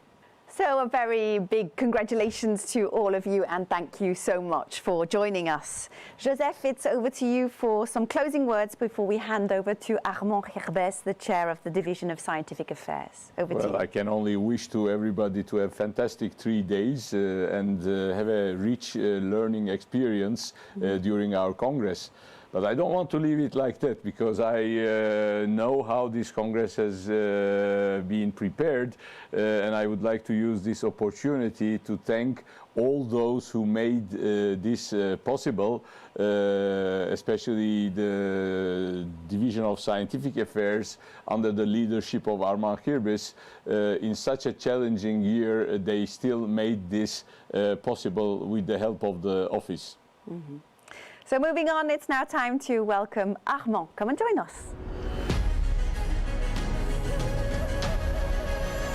So Armand, it's really great to see you. First of all, how are you doing?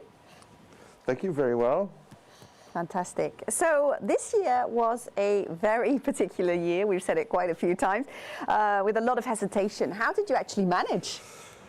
Well, I'm very happy that the Congress now takes place, because it had to be postponed. We originally planned it in October, and we had to postpone it, and it's now in December taking place, and I'm very happy to that. And we must realize it's only possible thanks to the support of our sponsors who stayed with us also in these difficult times. So thank you very much for your support. So how did you organize this Congress?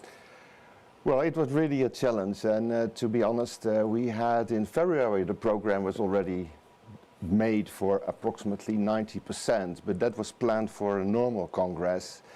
And then there were the changing circumstances with the COVID epidemics, the pandemics, and there was a lot of uncertainty whether we would have a normal Congress or whether it would be a digital Congress or a hybrid Congress.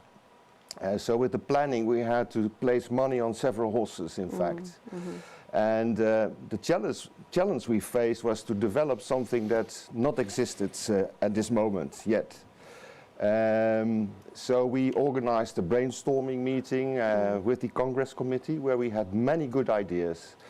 And for myself, I wanted one question to be answered. Why would someone attend the Congress instead of watching a YouTube video? And the main answer was, in fact, high quality and interaction, learning from your colleagues and connecting with your colleagues. So content and connecting with people. So what did you actually put in place, Armand? Well, I'm very happy that we have now 60 hours, well, I must say even 90 hours of video on demand.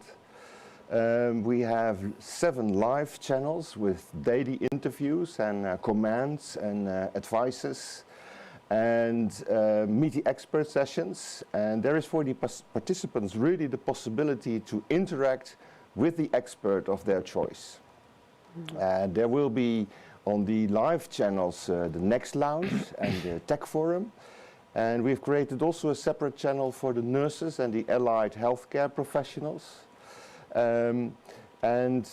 Opinions and comments from our former presidents will also be given. We have a daily preview of the program, daily breaking news, and of course the social media are also very active to keep you updated about what happens during the Congress. So this is like a real full network with a lot of rich content.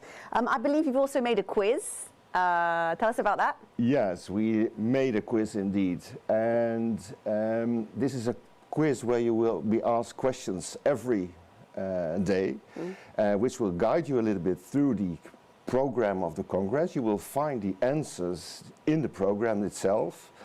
And if you do very well, you can win a free entrance for the Congress next year. Ah, great prize. Can you give us some figures maybe concerning the Congress, Armand? Yes, of course. We have 320 speakers from the European Society of Intensive Care Medicine, and we have 47 industry speakers, and we have already 6,000 delegates. And we have paid attention to gender parity and diversity, and I'm very happy that since my mandate we have increased the percentage of female speakers with 50%. But it's good to know that people are not asked because they are male or female, they are asked because they are good speakers. And what we did especially is to use other networks as well. So I think this really helps us to have a sparkling Congress.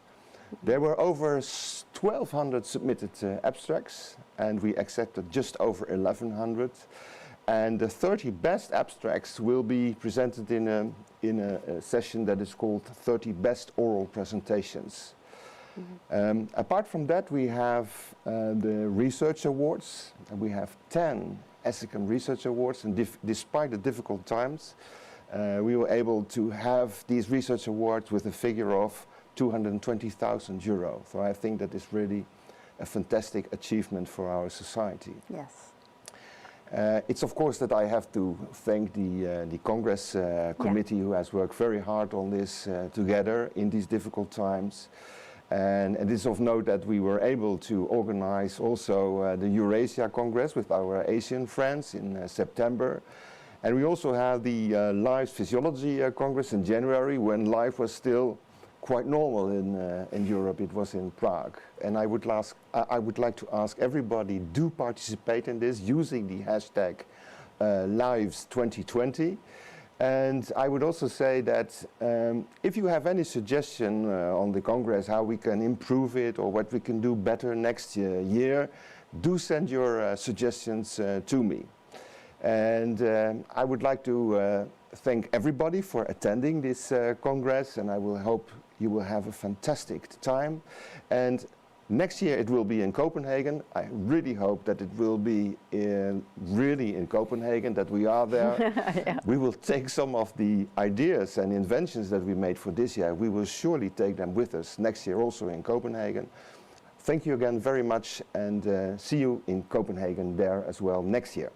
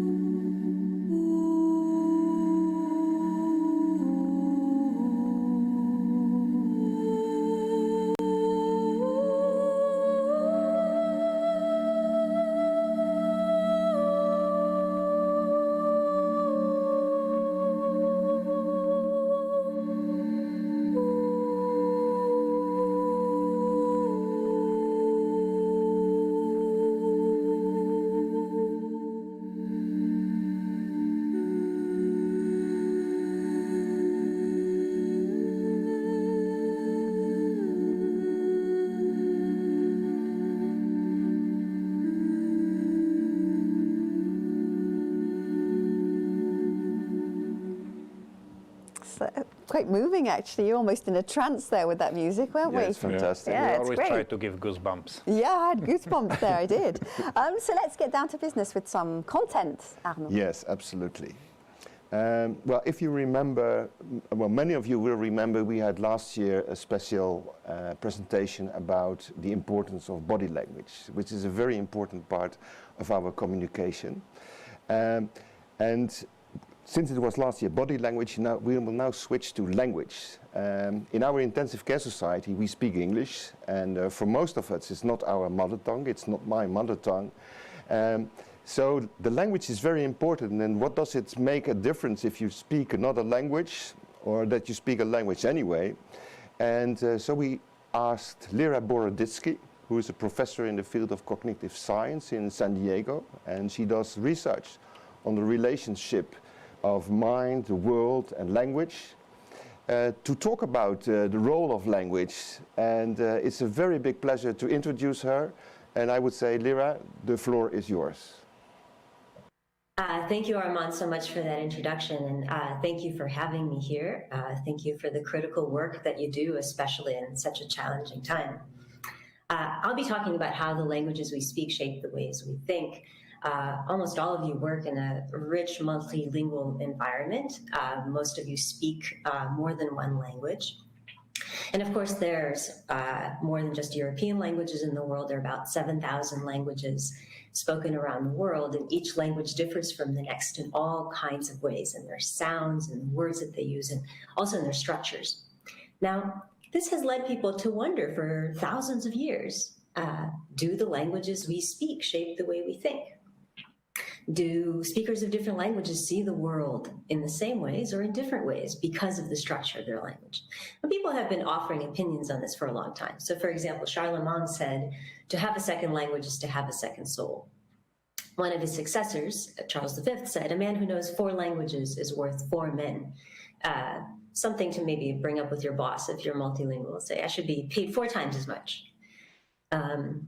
Frederick the Great of Prussia had a more specific set of hypotheses. He said, I speak English to my accountants, French to my ambassadors, Italian to my mistress, Latin to my God, and German to my horse. Not clear why he had this specific set of hypotheses, but we've all heard this kind of thing before. This language is great for romance. This other language is great for reasoning or war argument. None of those broad claims that people make is backed up by any kind of empirical evidence. But what I will tell you today is evidence of how specific features in language lead people to think in particular patterns. Now, we aren't always intuitively convinced that language influences. For example, Shakespeare has Juliet say, a rose by any other name would smell as sweet. And intuitively, that also seems like it might be right. Of course, a rose should smell as sweet, regardless of what you call it.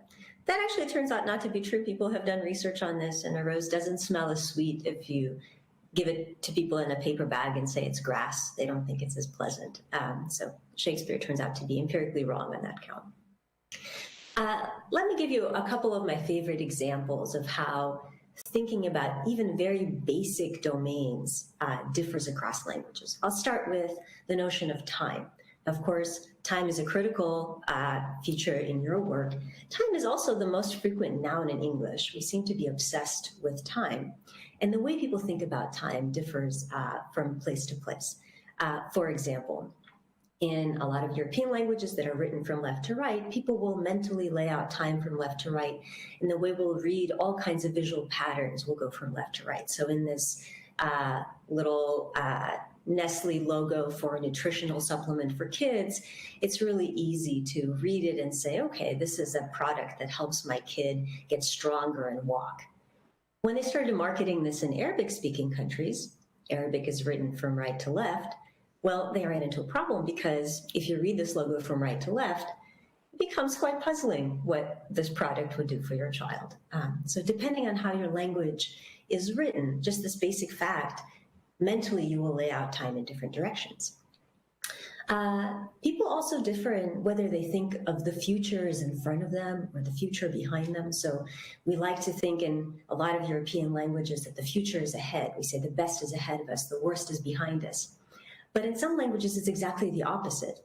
So for the Aymara, for example, this is a group that lives in Bolivia, they put the past in front and the future behind. And they do that because they say, well, the past is known, it's manifest, that's why you can see it, it's in front of your eyes. Whereas the past, the future, it's unknown, that's why you can't see it, it's behind your head. In some languages, people don't lay out time with respect to their body at all. So this is an Aboriginal group in Australia I had a chance to work with. Instead of using words like left and right to organize space, they use words like north, south, east, and west. So the way you say hello in Cook Tire is you say, which way are you going? And the answer should be something like north, northwest in the far distance. How about you? In some languages like this, even the way you talk about body parts uses cardinal direction terms. So in some languages, you would say, oh, there's an ant on your southwest leg. Or imagine you're giving operating instructions to someone. You would say, operate on a northwest leg. Of course, you have to make sure that's the right leg then. Now, people who speak languages like this stay oriented remarkably well. They have to just be able to speak their language properly. And it turns out it affects not just how they organize space, but also how they organize time. Let me give you an example. I took these pictures to the Cook Tire. They're pictures of my grandfather at different ages, and I would put them in a stack, give them to someone and say, hey, can you just lay these out in the correct order? And the way I've put them here is the way an English speaker might lay them out from left to right. Well, that's not what the Cook Tire did.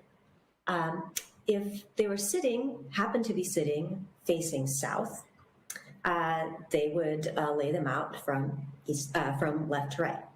If they happened to be sitting facing north, they would lay them out from right to left. If they happened to be sitting facing east, they would make the cards come towards them. What's the pattern there? The pattern is from east to west, the sun. So for them, time doesn't flow relative to the body from left to right the way it does for us. So for me, time goes in this direction if I'm facing this way, but if I turn, it flows this way. If I turn this way, it flows this way. Very egocentric of me to make the dimension of time chase me around every time I turn my body. For the Cook Tire, time flows along the landscape from east to west. Languages also differ in how they break up the color spectrum. So there's a continuous color spectrum. Some languages have lots of words for colors, some have only a handful. And where languages put boundaries between colors differs. Let me just give you a brief example from Russian, my native language. So in Russian, there isn't a single word for blue that covers the entire spectrum of hues that English calls blue. Instead, there's one category, голубой, which is for light blues, and another category, синий, which is for dark blues. And so Russian speakers have a lifetime of experience of calling these shades of blue by different names. And in fact, it turns out that Russian speakers are faster to make distinctions across this color boundary. Their brains respond with more surprise as you shift from one type of blue to another because they're treating it as categorically different. This is a very low level effect of language. Even at the earliest stages of processing, this very simple how you process colors changes. Languages, of course, have other structures. So, for example, lots of European languages have grammatical gender, where all nouns might be feminine or masculine. So these genders differ then across languages. For example, the word for the sun is feminine in German, but it's masculine in Spanish. The word for the moon is exactly the opposite. Does this make a difference for how German speakers and Spanish speakers actually think of the sun and the moon? Do German speakers see the sun as somehow being more female-like and the moon as being more male-like, and the reverse for Spanish speakers? Well, it turns out that is, in fact, the case. So if you ask people to give adjectives to describe inanimate objects, like give me some adjectives to describe a bridge or a key. If it's feminine in your language, you might say bridges are beautiful or elegant. If it's masculine in your language, you might be more likely to say they're strong or towering, these stereotypically feminine or masculine terms.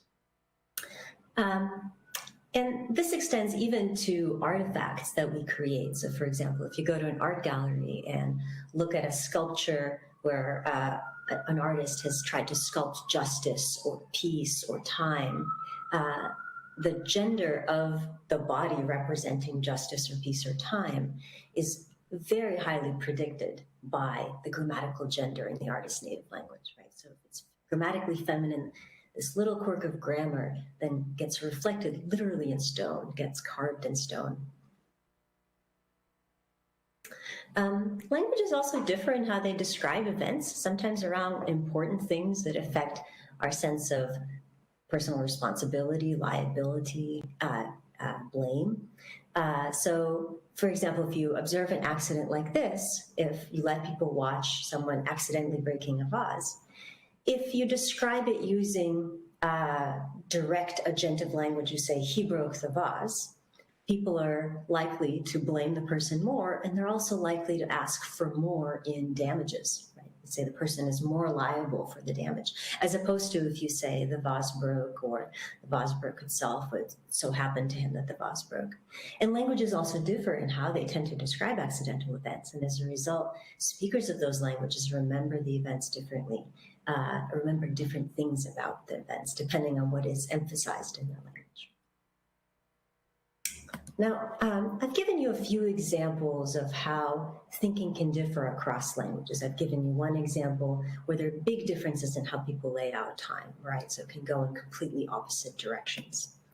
I also gave you an example of where language can have a really early effect on cognition, where even something as basic as telling apart two shades of blue is influenced by what kinds of words are required in your language. I gave you an example of language being able to have a broad effect. So grammatical gender, it may seem a little silly, but it's required on all nouns. And what that means is language is affecting how you think about anything that can be named by a noun. Anything that can be named by a noun. That's a lot of stuff, right? That's a really broad effect. And language can also play a role in these very weighty decisions we make about blame, about responsibility, about financial liability. Okay. In addition to all of these, language also has emotional impacts. And maybe particularly important in your context is that when people are speaking in a second language, even if they're very fluent, that second language is not as emotionally connected as their first language. For example, people report that swearing is not as taboo to them in their second language as in their first language because those initial childhood emotional connections that you form with swearing and being told not to swear, they're not as strong in the second language. Now, the consequence of that is that the emotional impact of subtle differences in phrasing can be lost in the second language. And you might say something in a second language that comes across as rude or cold or abrupt that to you just sounds factual, but to someone for whom those emotional connections are alive because it's their first language could sound really striking. Okay. So I want to start to end by a simple suggestion for improving communication. I love this quote from George Bernard Shaw. He says, "The single biggest problem with communication is the illusion that it has taken place." We've all had this experience where you say, "But I clearly said blah, blah, blah," and the person just doesn't hear the thing that you said, right? Or what they heard is so different from what you think you said. And let me give you a way of thinking about why communication, especially from an expert to someone who's not an expert, can be so complicated. Let me read to you this paragraph, and you probably will not understand what it's about. So let me try. The procedure is actually quite simple. First, you arrange things into different groups depending on their makeup. Of course, one pile may be sufficient depending on how much there is to do. If you have to go somewhere else due to lack of facilities, that is the next step. Otherwise, you're pretty well set. It's better to do too few things at once than too many. Remember, mistakes can be expensive. At first, the whole procedure will seem quite complicated. Soon, however, it will become just another fact of life. Now, I think for most of you, that will have made no sense. You don't have a mental image of what's going on, what the instructions are telling you. Suppose I tell you this is about doing the laundry. Now let's read it again. The procedure is actually quite simple. First, you arrange things into different groups depending on their makeup. Of course, one pile may be sufficient depending on how much there is to do. If you have to go somewhere else due to lack of facilities, that is the next step, and so on, right? So all of a sudden, all of these words, these are all normal English words that you were familiar with before, but now they're starting to take on a real life, and you're starting to really understand the paragraph because it's connected to something that you already know, which is about doing the laundry. And quite often when we as experts communicate to people who are not experts, we've said things in a way that we think is very, very clear. There's nothing technically unclear in this paragraph. And yet, unless you're able to connect it to something that your audience already knows, they won't be able to get anything out of it. Okay, so I've given you a bunch of examples of how language can very importantly, deeply, broadly shape the way we think. Let me end on a lighter note.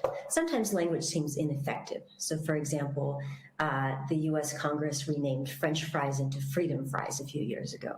That didn't have any effect. This is not the first time that the US has done this. It used to be during World War I, everything with a German name got renamed into Liberty something or other. These substitutions don't work because they're logically flawed. So if we have freedom fries and freedom toast and freedom poodles and freedom kissing and freedom manicures, then what should we call France? Freedom land? And what should we call French? The language of freedom? The substitution starts by trying to say that France is somehow antithetical to freedom, but in fact, the way language works, it makes them synonymous. Right? So I suggest, silly suggestion, that if the Americans really want to annoy the French, and we understand how language and cognition interact, then take things that the French dislike and call them French. So ketchup will become French sauce, McDonald's will be the French cafe, monogamy will be the French relationship, Disneyland will be France, Americans will be French people, the English language will be called French, and so on. Thank you so much, and thank you again for the critical work that you do. So thank you so much to Lira Boroditsky for this very exciting and interesting content. Let's get back to our main topic now that hosted the news all around the world, of course, during the past year, COVID-19. Let's go behind the scenes to see how different hospitals handled the pandemic worldwide. And let's first head to South Africa to see Mervyn Meyer. Mervyn is with us. You are the principal specialist at the Charlotte Maxeke Johannesburg Academic Hospital. First of all, Mervyn, what happened in your IC unit during COVID? Tell us.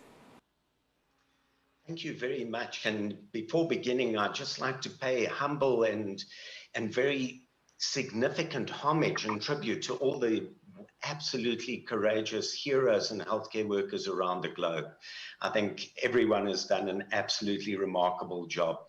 But in South Africa, which is a resource-limited country, a low-middle income class country, we soon recognized that, in fact, unless we really prepared adequately, we may very well end up being in big trouble in terms of how to deal with the problem.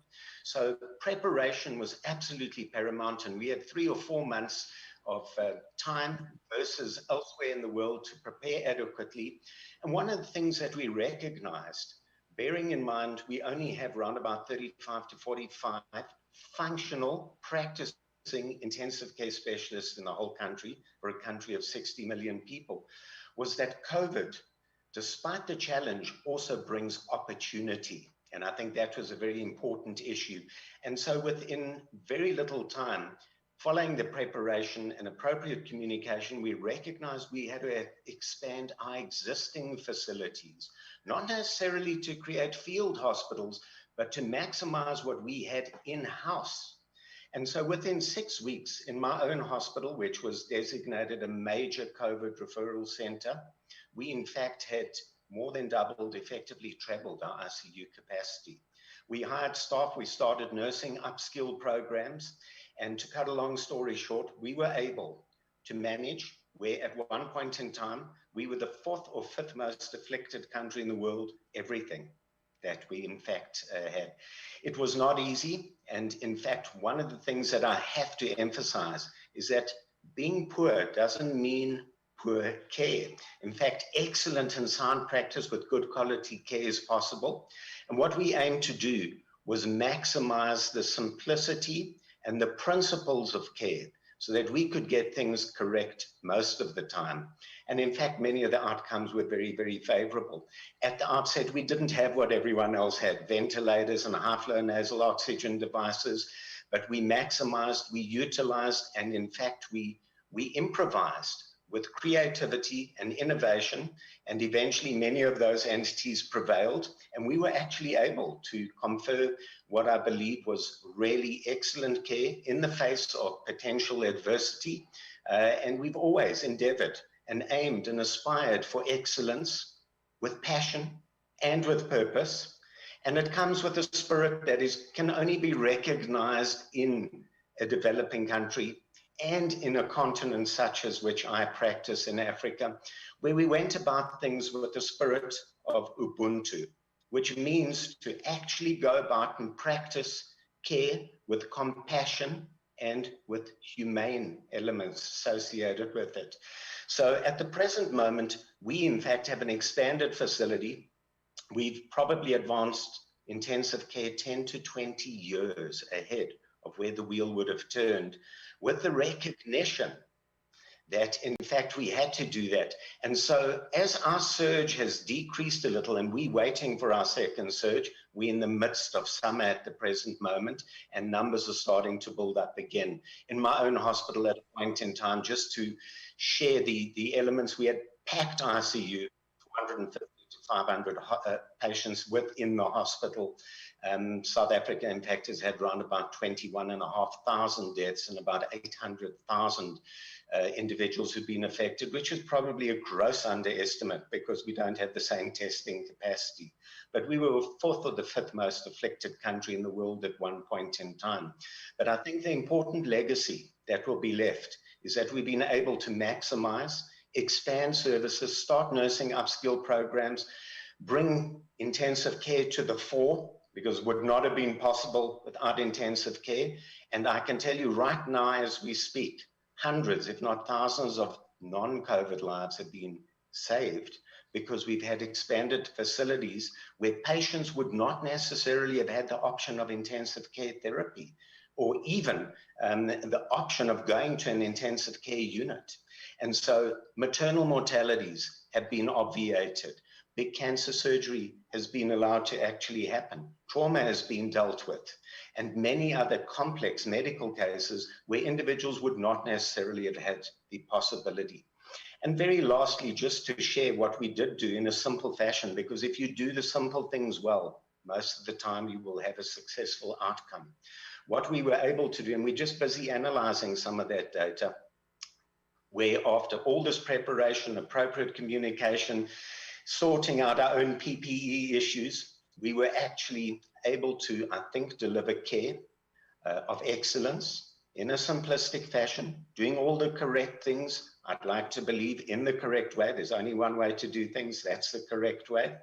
And in fact, the outcomes in many instances look as good, if not better, than many of our first world counterparts. So I believe it is feasible, it is possible to achieve that excellence even in the face of adversity. And once again, just to reiterate, being poor doesn't mean poor care. You can strive for excellence in the context of things. And once again, the enthusiasm, the passion, and the way that people went about things has just been absolutely remarkable. We're waiting for our second surge. I've just come down from the ICU now, and in fact, the numbers are increasing, but not nearly at the same degree that is happening in Europe and perhaps elsewhere in the world. But that may well happen come the next month or two. But I think we're in a far better position than where we were right at the outset. And I think, as I mentioned, perhaps the most important element that's come out of this is that opportunity has been taken in the face of real adversity. So nothing, to finish off with, nothing is impossible. I like to turn it around. Impossible is sometimes nothing. Leave you with that. Thank you very much, Mervyn. Thank you very much for giving us some of your precious time. It's been really great to hear from you today. Let's head to the USA now to hear from Heatherly Bailey, emergency medicine intensivist at the Durham VA Medical Center. Heatherly, good to see you. How did COVID transform your emergency department? Tell us. Well, thank you for the invitation to attend, and I would agree. I'd like to express, just like Mervyn did, my admiration for our colleagues around the world in both critical care, emergency medicine, pre-hospital, and the scientists that are working so hard to bring us a vaccine so that we can hopefully bring this pandemic to a closure. It's been challenging, just like everyone else. We had some forewarning, thanks to Maurizio and his information from Italy, that we were able to prepare our hospital. But what we quickly realized in the beginning of March was that we didn't have enough supplies. Our PPE was limited, so we had to restrict the number of masks. You were limited to 1 mask a day. The gowns or disposable gowns were in very short supply, so we have limited disposable gowns to aerosolizing procedures. And we have these laundered gowns that our laundry is doing a phenomenal job in turning over hundreds of gowns every day to refill our supply. We had only a handful of negative pressure rooms in our ICUs and in the emergency department, and so they were able to procure portable HEPA filters. And they have been brought down into the room so that if there is a COVID patient, they're in the hallways, they're in the rooms. And so we've managed, and we did have a little bit of a lull in my area during the summer, but unfortunately, as you've probably heard, the United States has been leading this pandemic unfortunately in the numbers and in deaths. And our numbers in the country have been increasing every day for the last, I think we're on the 18th or 19th day of steady increasing, and we've actually had more than 1 million patients in the last people ill in the last 6 days.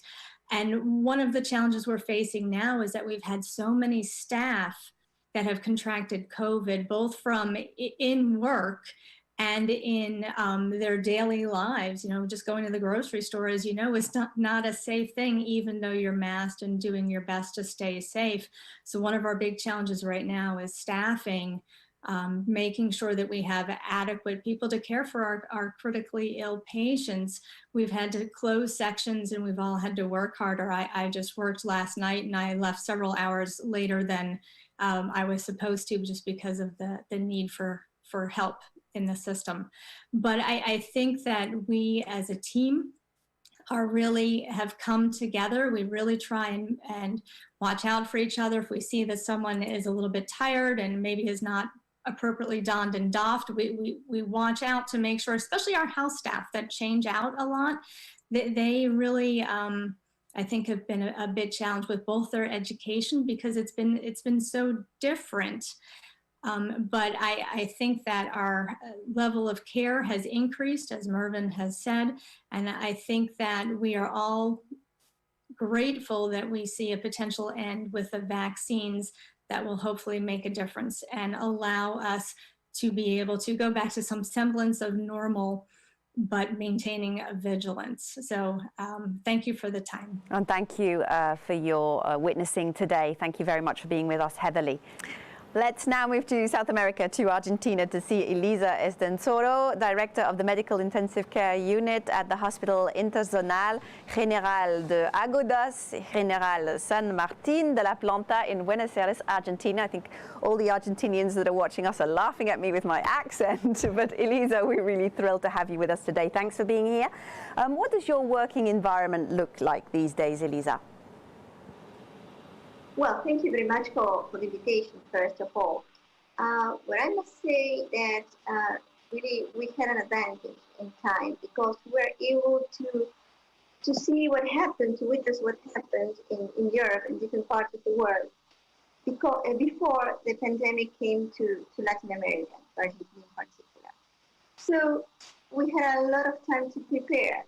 Think of this, in March the 20th, lockdown was established.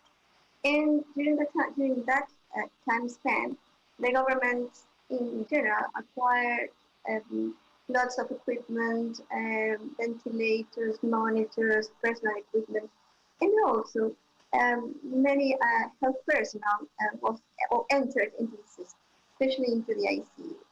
But the problem was that there were no many intensivists. We have new nurses, new therapists, but not intensivists because, as you know, well, this specialty is not chosen by young doctors, and especially in Latin America, in which the wages are so low. So it was quite a problem. But really, during the months of March, April, and May, in our hospital, there was big preparation, educational activities, and also the ICU became the center of learning activities for the rest of the hospital. But what happened in Argentina with this very early lockdown was that the cases really didn't seem to arrive. Really the peak of cases, we had it at last in the third week of September.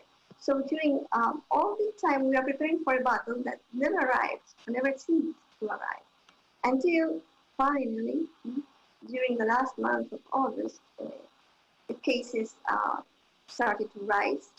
And of course, we were not overwhelmed, luckily. We were highly stressed. And what happened to the personnel was we were really committed and focused on this, but they began falling sick, and really we did not have many replacements for them. So we had what we had, and the work really doubled. Not only because of the doubling of the number of beds, but also because we had to replace those who came down with the disease. And in Argentina there was another particular that also happens in Colombia, that we had no peak of cases. We had a very long-standing plateau of cases, and that really produced people got tired and discontent, and also the same happened in the society because a lockdown was established in March, but really after that it was relaxed, and people were pushed from a releasing of activities, and when we came the peak of cases in September, the highest part of the plateau, really society was tired and didn't want to hear anything about being in lockdown again, or just they were pushing for new activities, So we have this feeling of an extreme work and stress in the ICU with very sick patients. I know most of them being prone and with all the work that entails, and the society that was looking to something completely different. So, there were different times. As I told you, many got sick, but really they're all with us, at least in our hospital.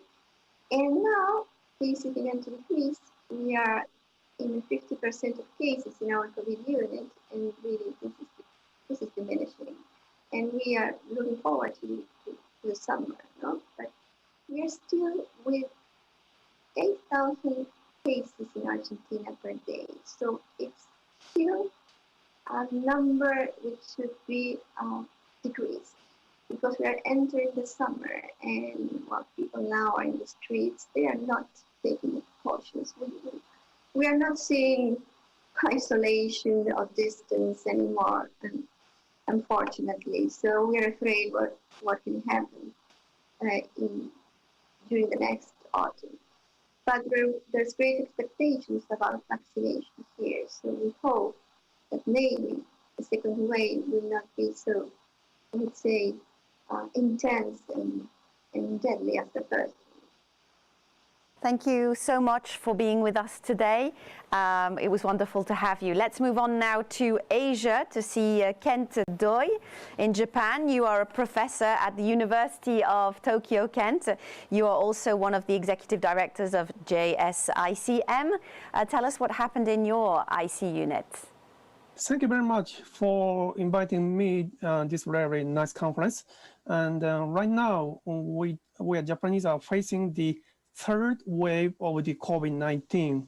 In the first wave, we took care of the relatively younger patient, and in the second wave, many patients who is around 20 years old or so, very young patient, became positive for COVID-19. But at that time, we don't have so many severely ill patients. But right now, in the third wave, many old-aged patients were becoming positive for new coronavirus and needed for intensive care in my ICU also. So currently, around 20,000 of the Japanese patients were treated in Japanese hospital, and 400 or 500 patients required intensive care in ICU. So what I want to say is the patient background is being changed from the first wave to the third wave. So in the first and second wave, we didn't have to worry about so much about the capacity of our ICU. However, right now we are so much worried about our ICU capacity, not only for the space, but also the number of the medical staff. So unfortunately, we don't have so many intensivists here in Japan, and the intensivist is not so popular subspecialty. So that's our very big problem. So we need to think about it, and we need to,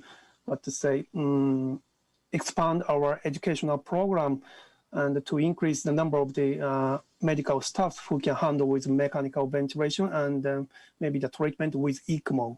That's our current situation in Japan. Thank you so much for being with us, Kent Doi. Do you have any comments, guys, on the set from what you've heard from this world tour of the different hospitals and our friends that have been kindly with us today? Well, I think one of the important things we hear from them is what we have also experienced, the unexpectedness, the surprise, and big numbers of patients coming suddenly. I think that aspect is very recognizable, and Mervyn has indicated very well the situation in low and middle income countries, but actually what I wanted to add to that is that in this COVID-19 crisis there are no rich countries, because all the rich countries, so-called, we all felt the lack of facilities, the lack of beds, the lack of personnel, the lack of equipment and materials. So that, I mean, it's not a good way of uniting each other, but this has, in one way, is quite uniform for us all, which we have experienced. Yeah, and I agree. Thanks for sharing your experience. And it's also the key message, I think, is everywhere in the world. It's not about space and technology. It's medical personnel is clearly our biggest resource, and it's not so easy to find them in a short period of time. So I agree. We hope in vaccines and what the citizens can do to keep the contagion down. Would you like to say a word on Yeah, that? yes, what I like very much is we hear many similarities between the countries. I was a little bit amazed also by what Mervyn told, that the non-COVID care was better possible than before the COVID crisis. And I think you are probably much better in improvising than we were in the so-called rich countries. So that was perhaps an advantage. But I also want to emphasize the enormous stress it gave on the personnel. As Hadley said, that some of your colleagues get ill. We ourselves, we had also in our unit, there was one of our previous nurses got really very ill and even died because of COVID. And this has, of course, a very big impact on your colleagues in your unit. And the big difference for me was as a crisis that you have a crisis in the hospital and where you work, and that is part of our normal work. But then you go home and then the crisis just goes on. And I compared it to that you hear all the time the sound of the Jaws movie, you know, you're sitting there and it's always a threatening sound going through your head. And I was very, very interesting to hear your experience about it in the different countries and continents. Thank you so much to all of you for this world tour of your different ICUs. We're now going to be spending 20 minutes with two authors of two major studies.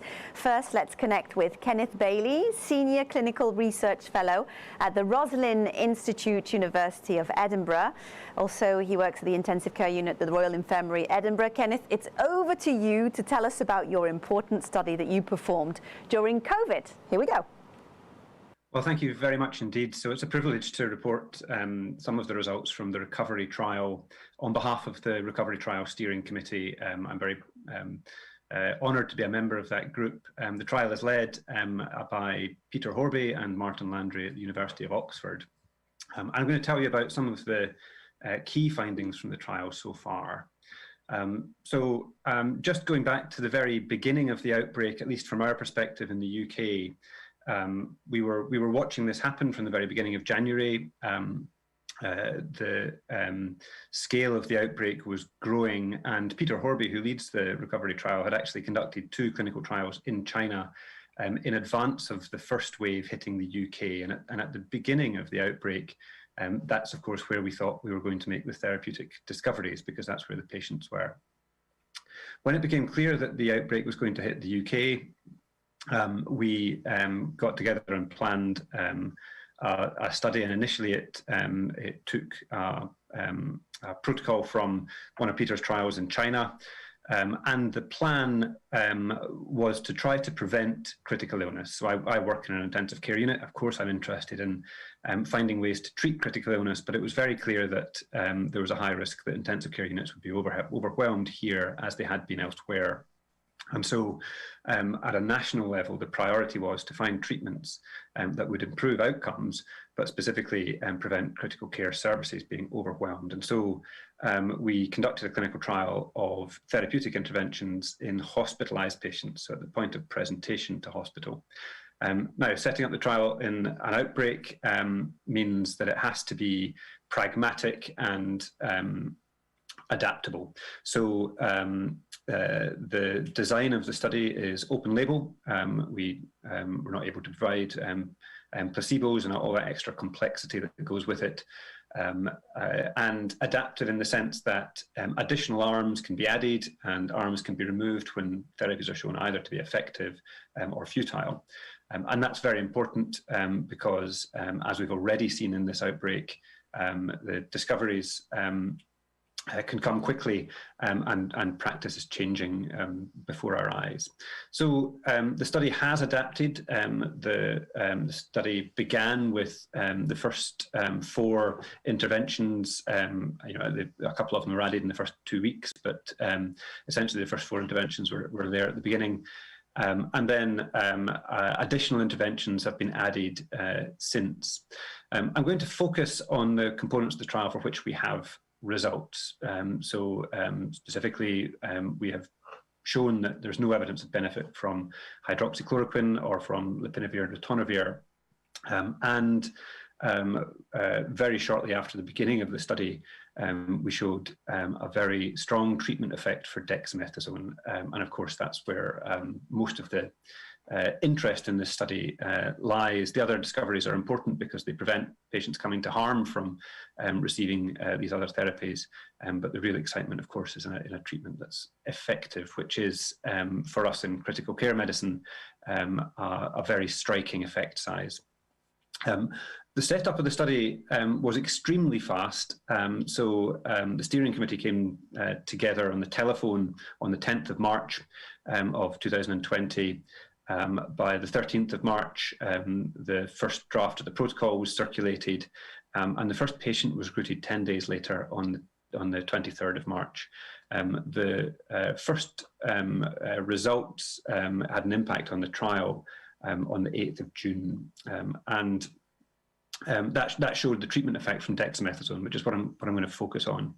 Now, dexamethasone, of course, is a corticosteroid, and there's a long history of treatment with corticosteroids and infectious diseases in critical care medicine, which haven't shown very convincing effects. There were very strong theoretical reasons for thinking that targeted immunosuppression would be effective in influenza, as this article describes in 2013, and more broadly in critical illness and infectious diseases. This article from 2014 describes how we might be able to find specific targets to modulate the host response to alter outcome in critical illness.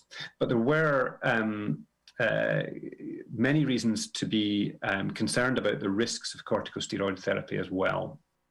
So at the start of the outbreak, we reviewed the evidence and published this report describing a narrative review of clinical evidence for corticosteroids in SARS and MERS.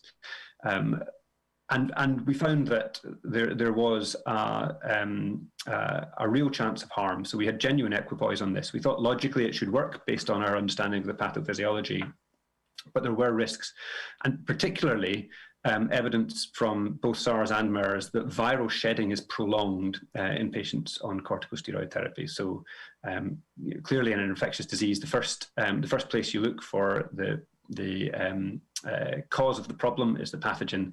So any treatment that prolongs shedding of the pathogen is a risk. So we concluded that clinical trials were necessary and pushed hard to conduct them. And then, of course, in March, we initiated one with Peter Martin and Wei Shen Lim, who already had a protocol written for a clinical trial of steroids in influenza that was ready to go. So this report is the first full report of the finding relating to dexamethasone. We reported it in medRxiv about 4 weeks after finding the result. Sorry, I said 4 weeks. I mean 2 weeks after finding the result, and we submitted it, of course, for publication. But I think most people changed their practice based on the medRxiv report, which really shows the power of pre-publication. In the UK, most doctors found out about the result from this press conference. That's Peter Horby on the right, standing next to the Prime Minister, reporting the effect of dexamethasone. And I think because so many hospitals in the UK were already recruiting to recovery, the trial recruited almost across the entire United Kingdom, people were familiar with the trial, and so practice changed literally overnight. So here are the results. This is the overall result for dexamethasone, a Kaplan-Meier curve showing a decrease in mortality overall in patients treated with dexamethasone, with, as you can see here, a convincing p-value. That's the primary endpoint, 28-day mortality, and the primary analysis. Now, we did specify a priori in the statistical analysis plan subgroups that we would consider, and the most interesting one from the critical care perspective is, of course, the relatively small group of patients on invasive mechanical ventilation, so about 1,000 patients. And in that group, you can see there was a very striking benefit from treatment with dexamethasone.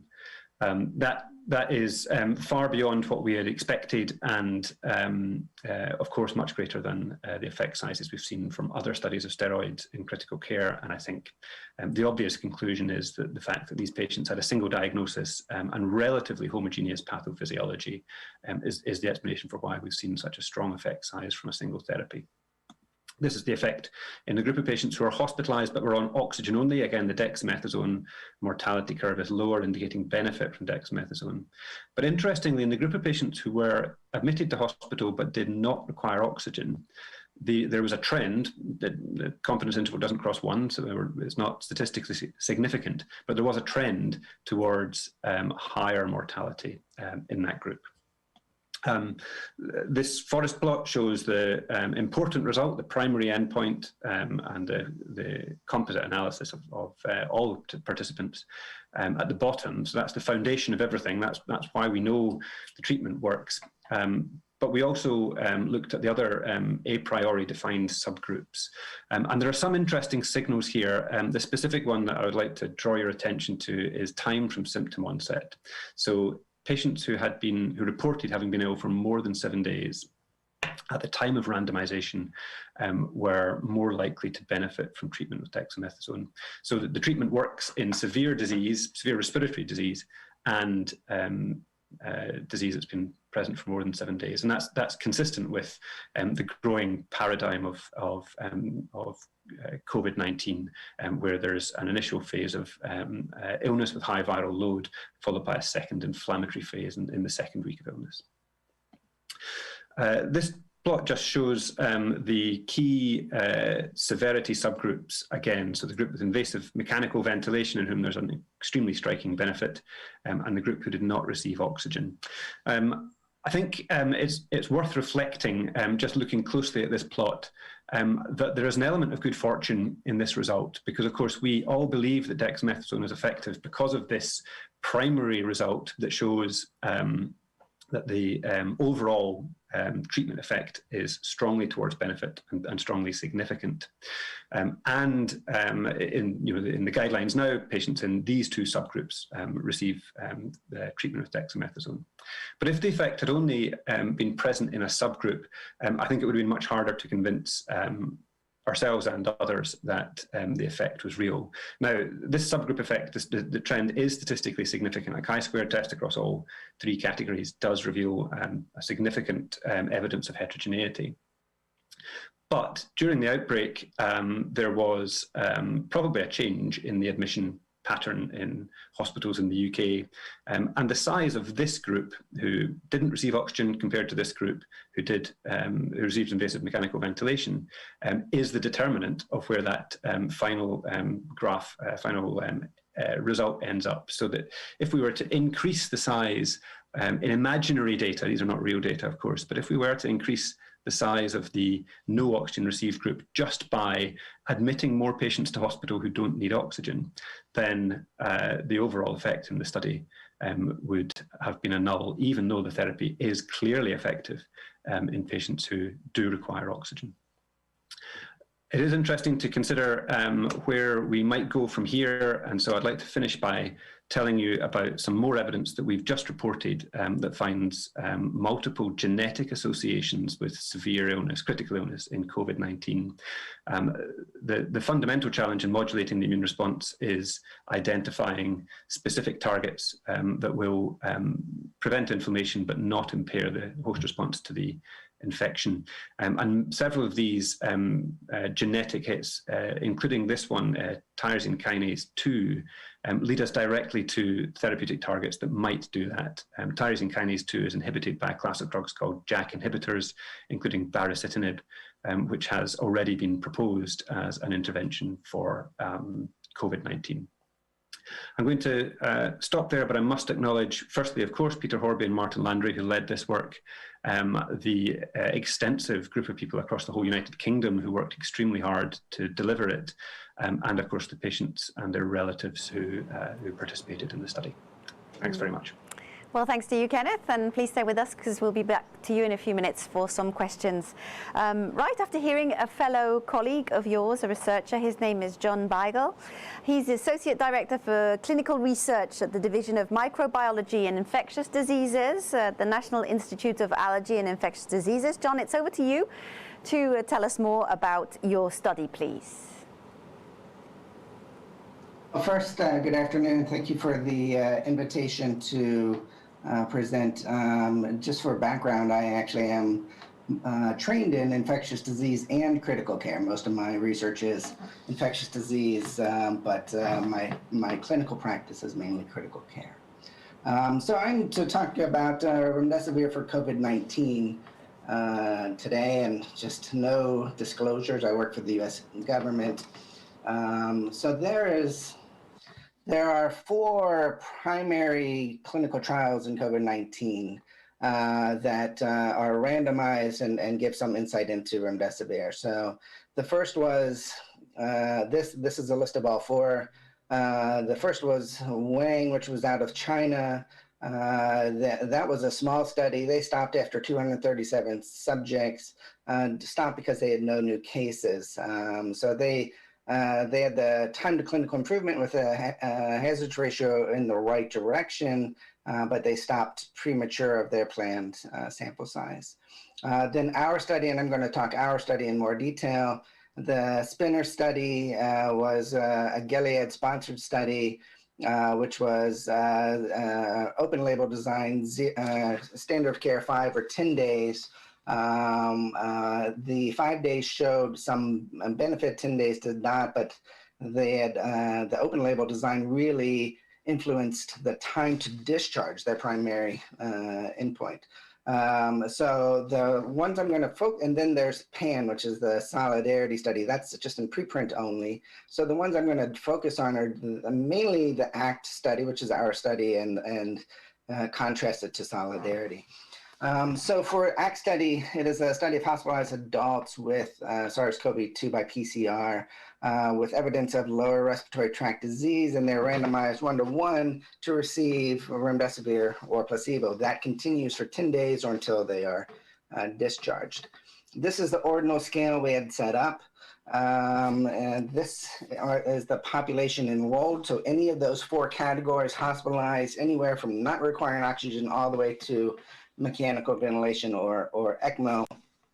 And then to get to recover, the primary endpoint, they had to get to one of these top 3 categories, either not hospitalized or hospitalized but not needing to be hospitalized, and hospitalized mainly for infection control issues, no longer having any medical care. So the way this is set up, obviously those in ordinal 7 had the biggest jump to get to the recovered status. So this was our primary analysis. It is the time to recovery, time to one of those top 3 categories for the entire population, 15 days in the placebo arm, down to 10 days in remdesivir, a recovery rate ratio 1.29 and p-value of less than 0.001. This is broken down by ordinal score. So on the left, you see what we just discussed, the recovery rate ratio of 1.29, and then ordinal 4, not on oxygen, 5 on low flow, oxygen, 6 on high flow or 9 invasives, and 7 mechanical ventilation. And you see the biggest benefit in those ordinal 4 and 5, some in 6, and basically nothing in 7. If you look in 7, the study was a 28-day study or 29-day study, and the time to recovery, the median was the end of the study in ordinal 7. So I think the way this was set up, knowing what we know, it was set up in a way that they couldn't have got to recovered. We didn't anticipate a 4-week time to get them to a recovered status. This was our pre-specified key secondary endpoint, which is ordinal score on day 15. So this basically says, regardless of where you came in, what is the odds that you're improved? The odds ratio, overall 1.5, p-value again less than 0.001. And here again, you see the biggest benefit in ordinal 5, 4 and 5, some in 6, less in 7. The nice thing about this is you don't need to get to that recovered status, just movement up in that ordinal scale that matters. This is mortality. So we knew ahead of time we weren't powered for mortality. We had a mortality rate ratio of 0.73, 15% mortality down to 11%. And the biggest benefit to mortality is, again, in that ordinal 4 and 5, and doesn't seem to have any benefit in 6 and 7, but the p-value of 0.07, so I don't think we can say anything about the mortality in our study. This is secondary outcomes. So we collect a lot of information. We collect information daily and on secondary outcomes, so we can understand the breadth of the benefits of these drugs.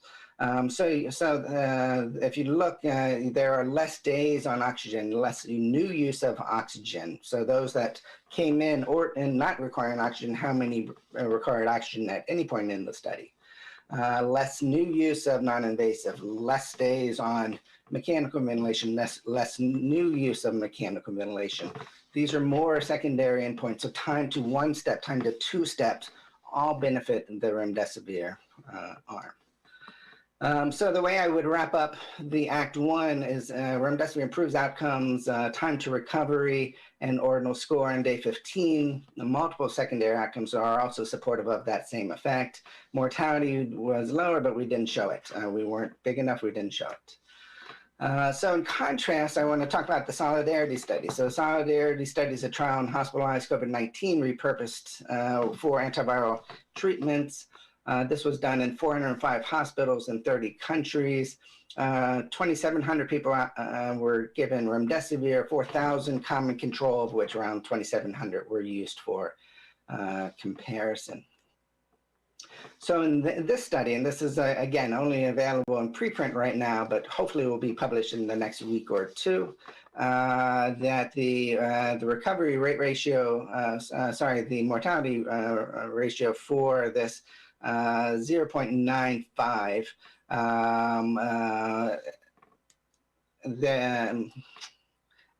with 300 deaths in about each arm. So no benefit in mortality.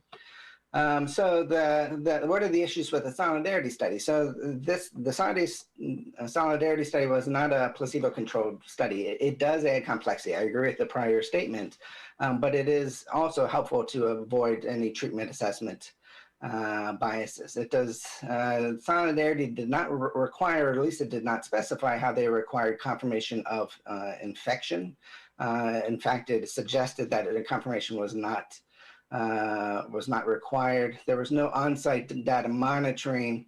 Again, we put a lot of effort into seeing the source data at the site so that we actually understand the data and can attest to its validity and its accuracy. There's no recording of timing of symptoms before treatment, so it's really hard to know how these two arms are and where they're at in that course of disease. Patients were required to stay in the hospital for 10 days. We know from the Spinner study that this prolonged hospital stays biases against the drug, and the Spinner study had a very nice graph where they showed the day people finish the treatment, the next day there's this huge spike in discharges. So we know that happens. Solidarity study, again, is only preprint and hasn't been peer reviewed. And it's unclear the standard of care provided, and it's unclear whether that applies to the supportive care that we provide. So there are many factors to consider when you evaluate these, and so when you evaluate a clinical trial in the population, the allocation, the assessments, the sources of systemic bias. The larger sample size with that Solidarity had helps address some of the statistical uncertainty, but it doesn't address all the uncertainties about the trial. So how do I really wrap up Solidarity versus ACT? I think there is no perfect trial. I mean, there are shortcomings with every trial. There are no trial results free from uncertainty, and the p-value helps you quantify that uncertainty, but there's all sorts of other areas of uncertainty.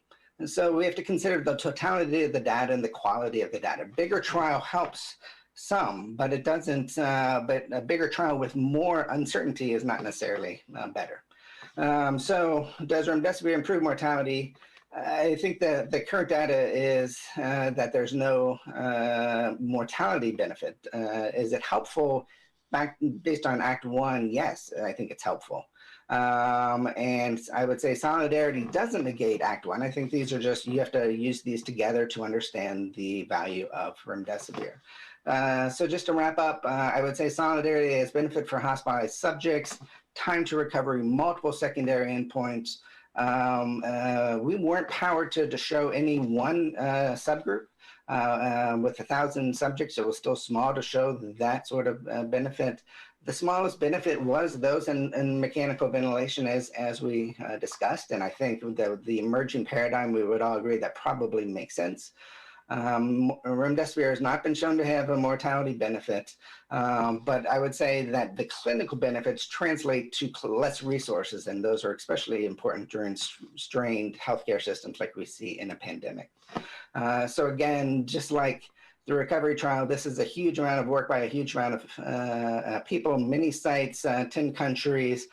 This is a list of them, and with that, I will close. Thank you. Thank you so much, John, and thank you to Kenneth as well. We have time for maybe a couple of questions for you on the set. Maurizio, Joseph, Armand. If I can just make a comment, is during this pandemic we've seen so many treatments and drugs thrown without evidence and with observational study and compassionate use of drugs, that it was really refreshing to see when your networks completed these trials, randomized controlled trials. So I would just like to say thank you on behalf of our community. Mm-hmm. Armand, Joseph? Well, I just had a question to Kenneth about your opinion, because I mean the study has a very clear design. It's very well performed and impressive results. In our daily patient care, I mean, obviously dexamethasone is very helpful, but it does not help to every single patient. After using it for a regime of 10 days, if you don't see much beneficial effects, what would you recommend? To go on with it, to stop with it and forget it, or to restart it after a few days? Can you elaborate on that, please?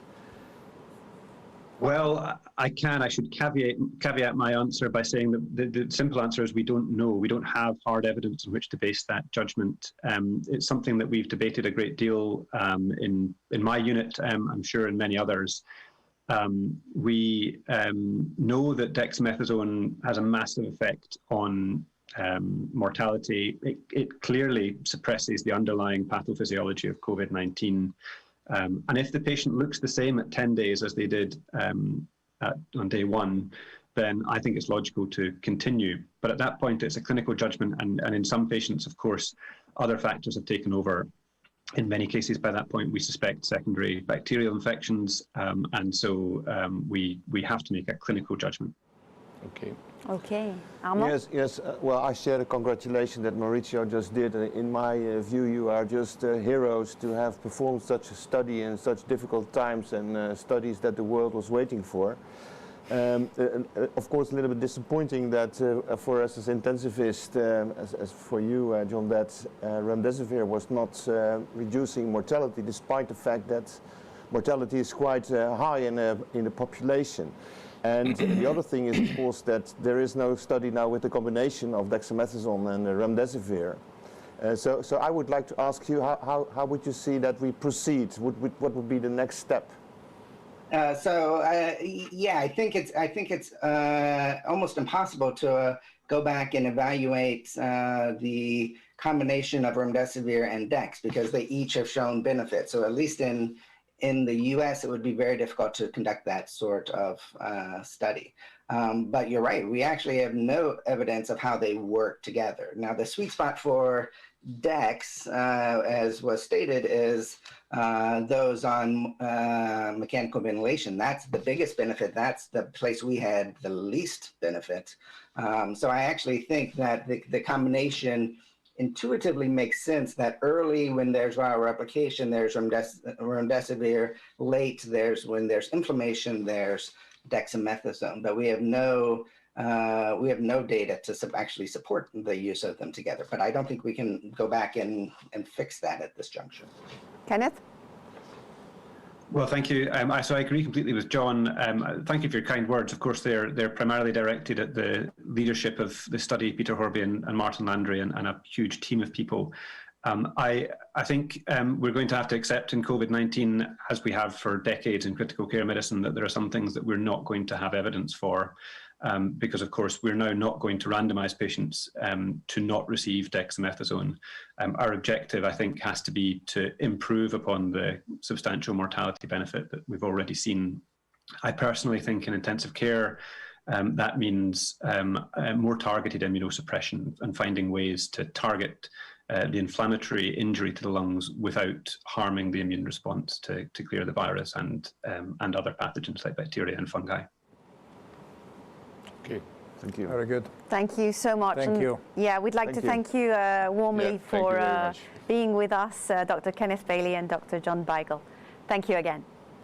COVID-19 has had a huge impact on all of our lives, of course, over the last year. It has affected our countries, our work, our colleagues, our families, your patients' families, of course. For each and every one of us at different levels, of course, it has been an emotional roller coaster to hear how the pandemic actually affected us. We have united a very diverse international panel today.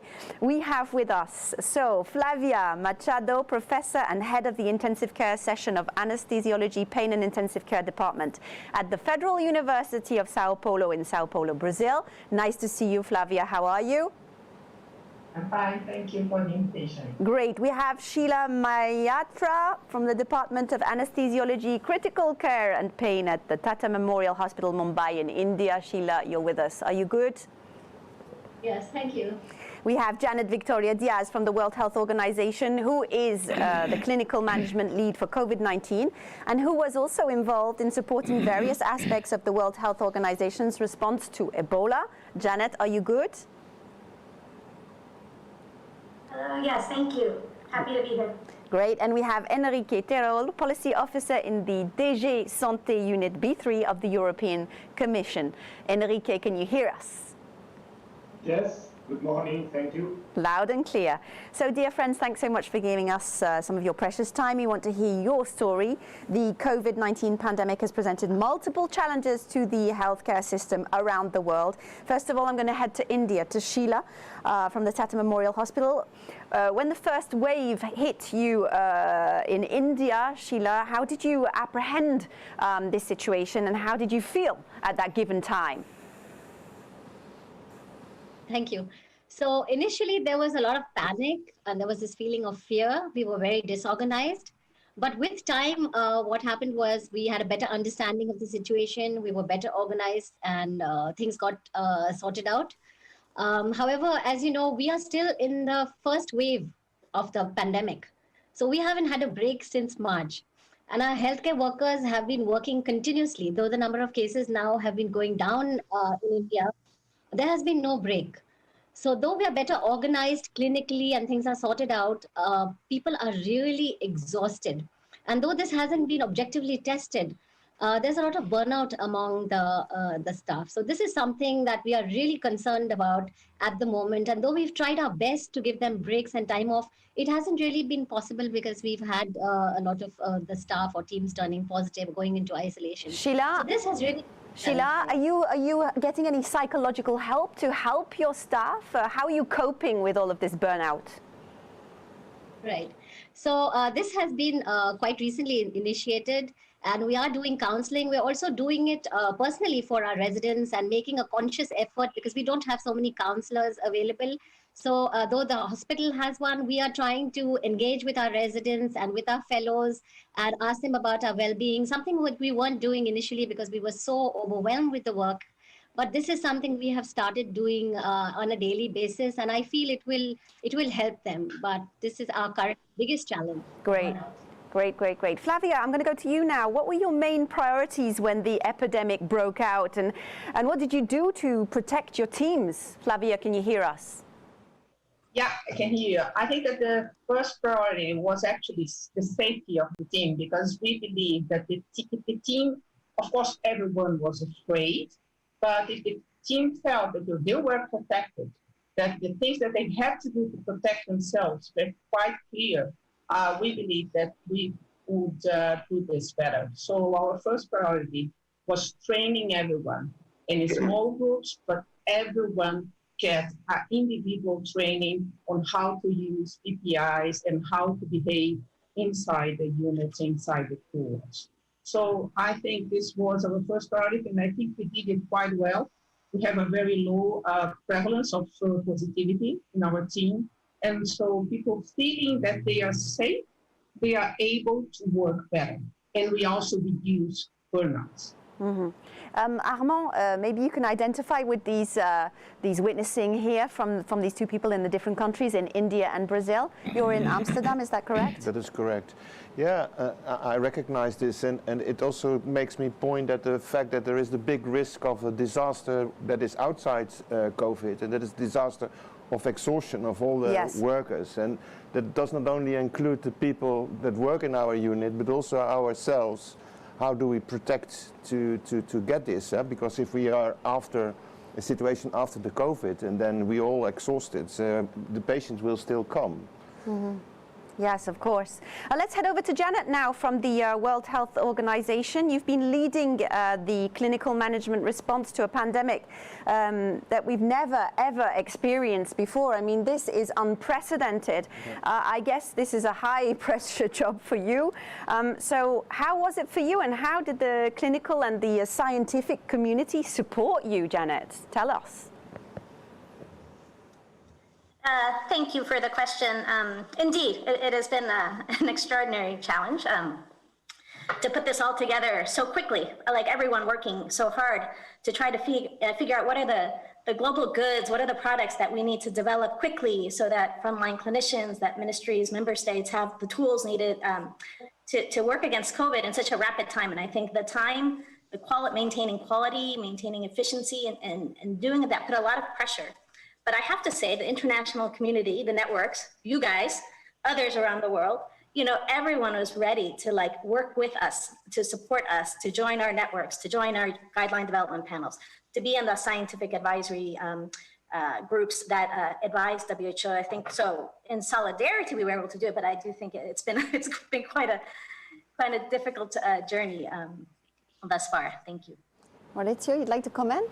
I would just like to say I had the pleasure to work with Janet and to see her leadership in this, and it's been incredible what you've been able to do. And I think what the WHO has done is just to go a bit more in the specific. What do you think societies like the European Society of Intensive Care Medicine can do to help the WHO or to fight this pandemic?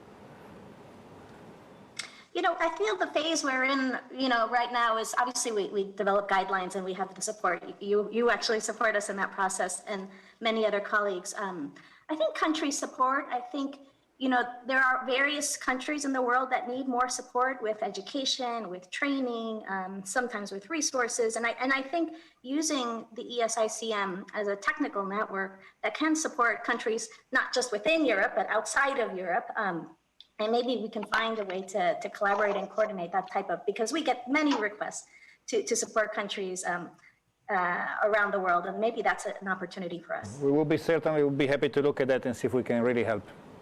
Okay, so this is a really useful session for us here and for all of you that are watching, I'm sure.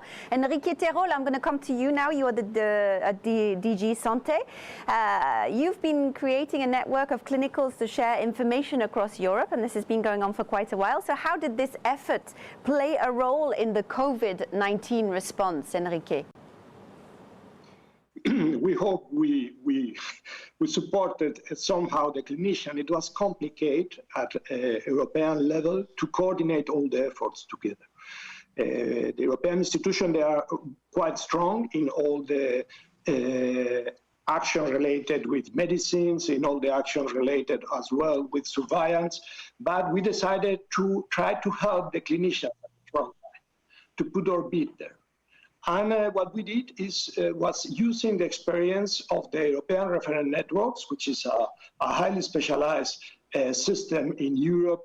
And we contacted also with the professional societies in order to put the knowledge of all of them together and to provide the clinicians with elements to help them in the clinical work. Actually, the European Society of Intensive Care Medicine was one of the players, or preferred players to work with, and they had a fundamental role in this support to the clinicians. Of course. Maybe you'd like to comment, Joseph? Well, my creativity is fading when the hours pass during the opening session, so I was going to ask exactly the same question Mauricio asked to Jeanette, to Enrique, from a different perspective, because Enrique, you know, everybody is asking what is European Union going to do, I mean, for us, and then we just want to switch it back. We have done certain things, of course, to DG Santé, but what can we do further? What do you expect us to do so that our help will be maximum?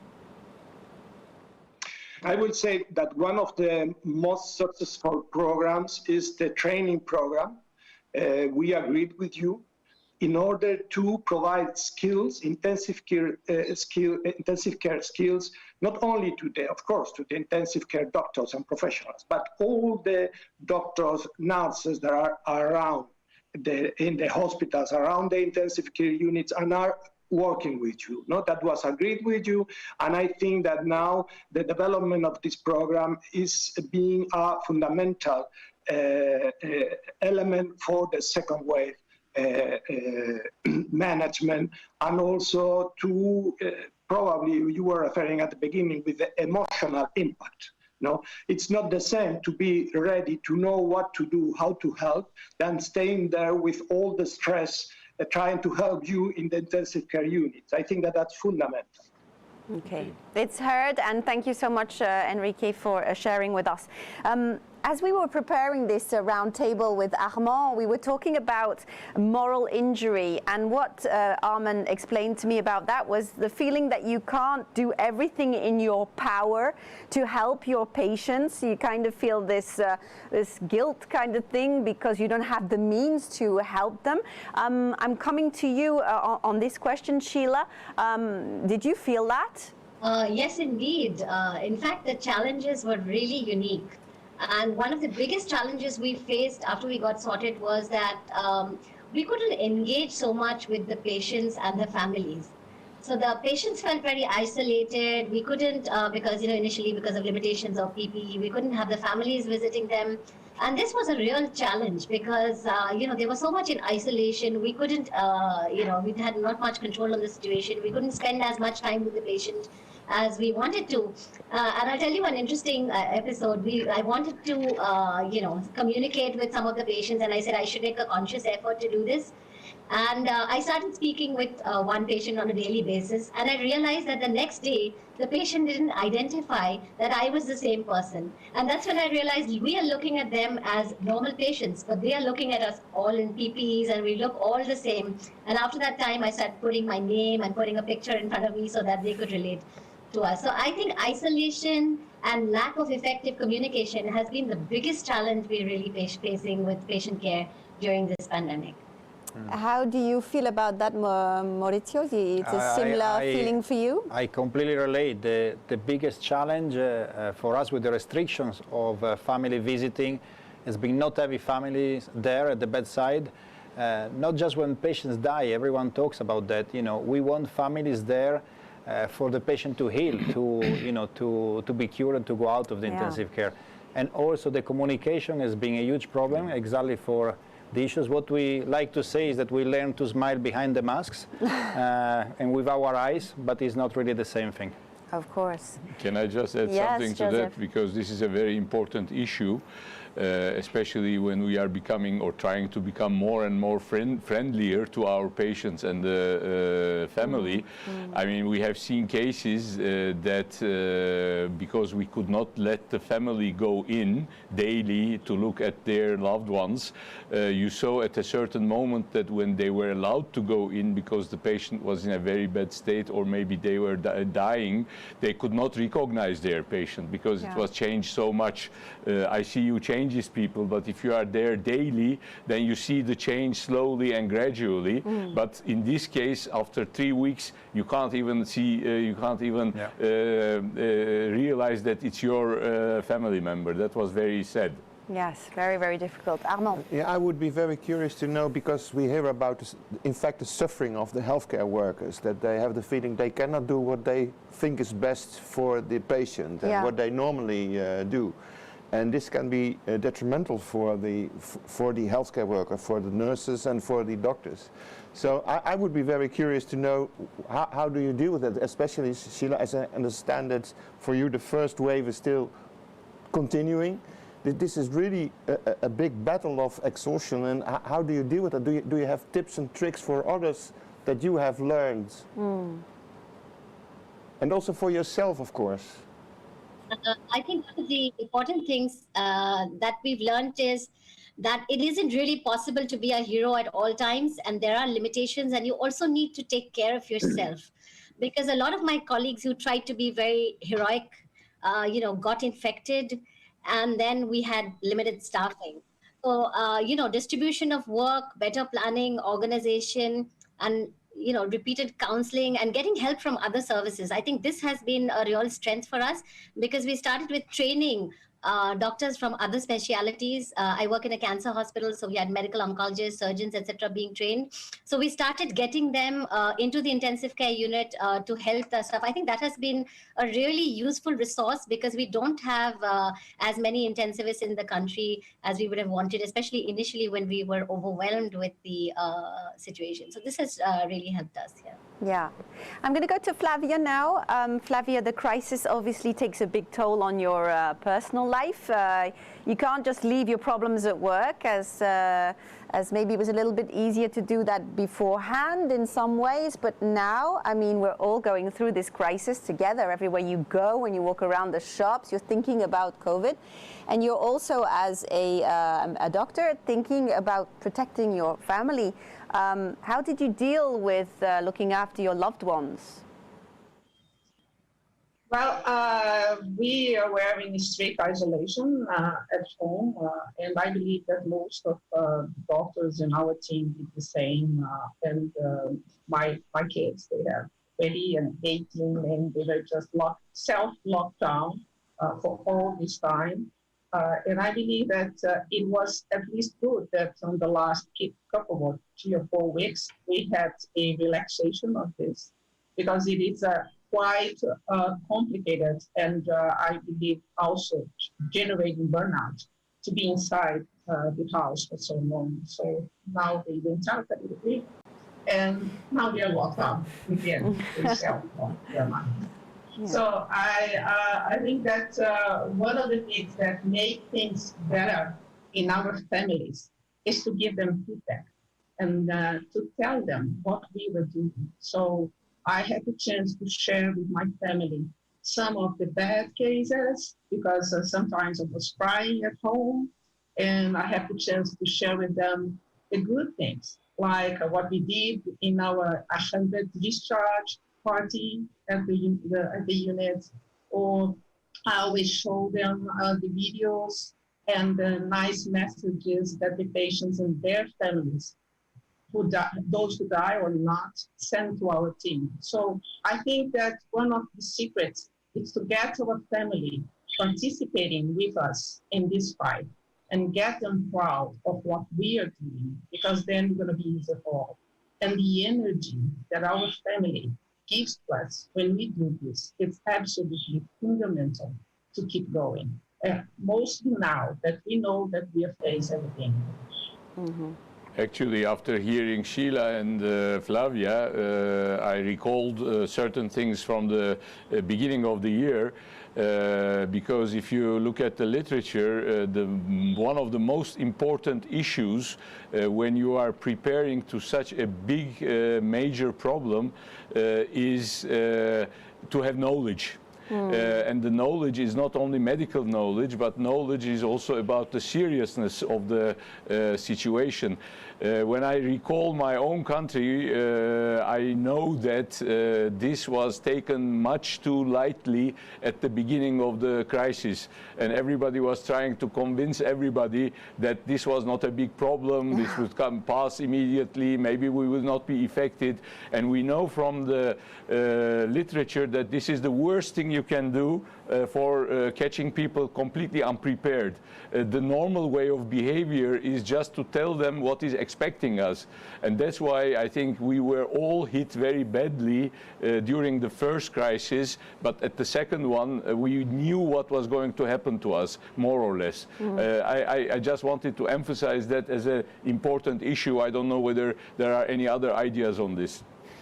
No, I could relate a lot to what was said about healthcare workers being tired and exhausted, because in the past with intensive care we had experience of traumas or accidents, train accidents. We are very involved for 2-3 days, but then actually things get better. We may have a bad flu season, but no one has ever had so many pneumonias in the intensive care like now. And at the beginning we were looking at this like a 100-meter sprint, and now we know it's a marathon. Actually, it's a long marathon. And we really have to find, every possible way to give rest to our teams, to give them way really to have energy for a long time, because we don't know for how long this is going to last. I can see that Janet is nodding her head. She agrees with you, Maurizio. Janet, I'm going to come to you. What would you like to say? You've got a lot of intensivists watching you here today, Janet. What kind of message would you like to give them? Rest. So I agree with Maurizio. It's more than a marathon. It's like sequential marathons. So I think you have to rest. I think you have to remember to take care of yourself and do that well, which means sleep, eat, exercise, get outside in nature, get some fresh air, be with your family. I think that's the most important thing. Okay, and I'm going to come to Enrique as well. I need to come and see you at the European Commission there. Maybe you'd like to give a message. We're coming to the end of our talk, but a message to those that are watching us today. What would you like to say? I will say that we have to be humble and to learn from the experience. And as it was said, we need to be cautious in having a vision of the future.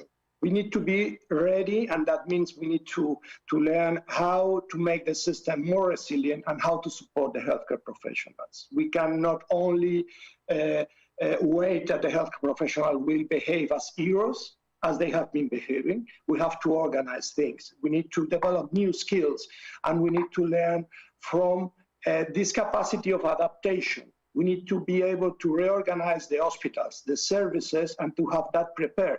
Because the intensive care doctors and all the doctors in a hospital, they have been able to they completely changed the organization of a center just in days or in weeks. But that has to be prepared. That has to be prepared so that you can trigger that, and immediately you can change the system and have enough resources and enough capacity to deal with the situation. Okay. Thank you, Enrique. Just to finish off, we have very little time left, but I'm just going to come quickly to Flavia and then to Sheila. But Flavia, first of all, maybe you can tell us, to finish in short, what was the moment that touched you the most, the moment that, what kind of message you would like to share with us, or anecdote to finish, Flavia? Certainly the moment that touched us most was when we lost one of our doctors. He worked in the unit for 20 years. And so this was the worst time at all. And we need a lot of energy and feedback to get the team working nicely again with pleasure and being proud of what they do. So I would say that my last message is this: always give feedback to the team. There were times in the unit that we look around and see everyone here is going to die. the zero lethality rates for people in mechanical ventilation is 60, 65, sometimes 70%. So there were times that this was quite difficult.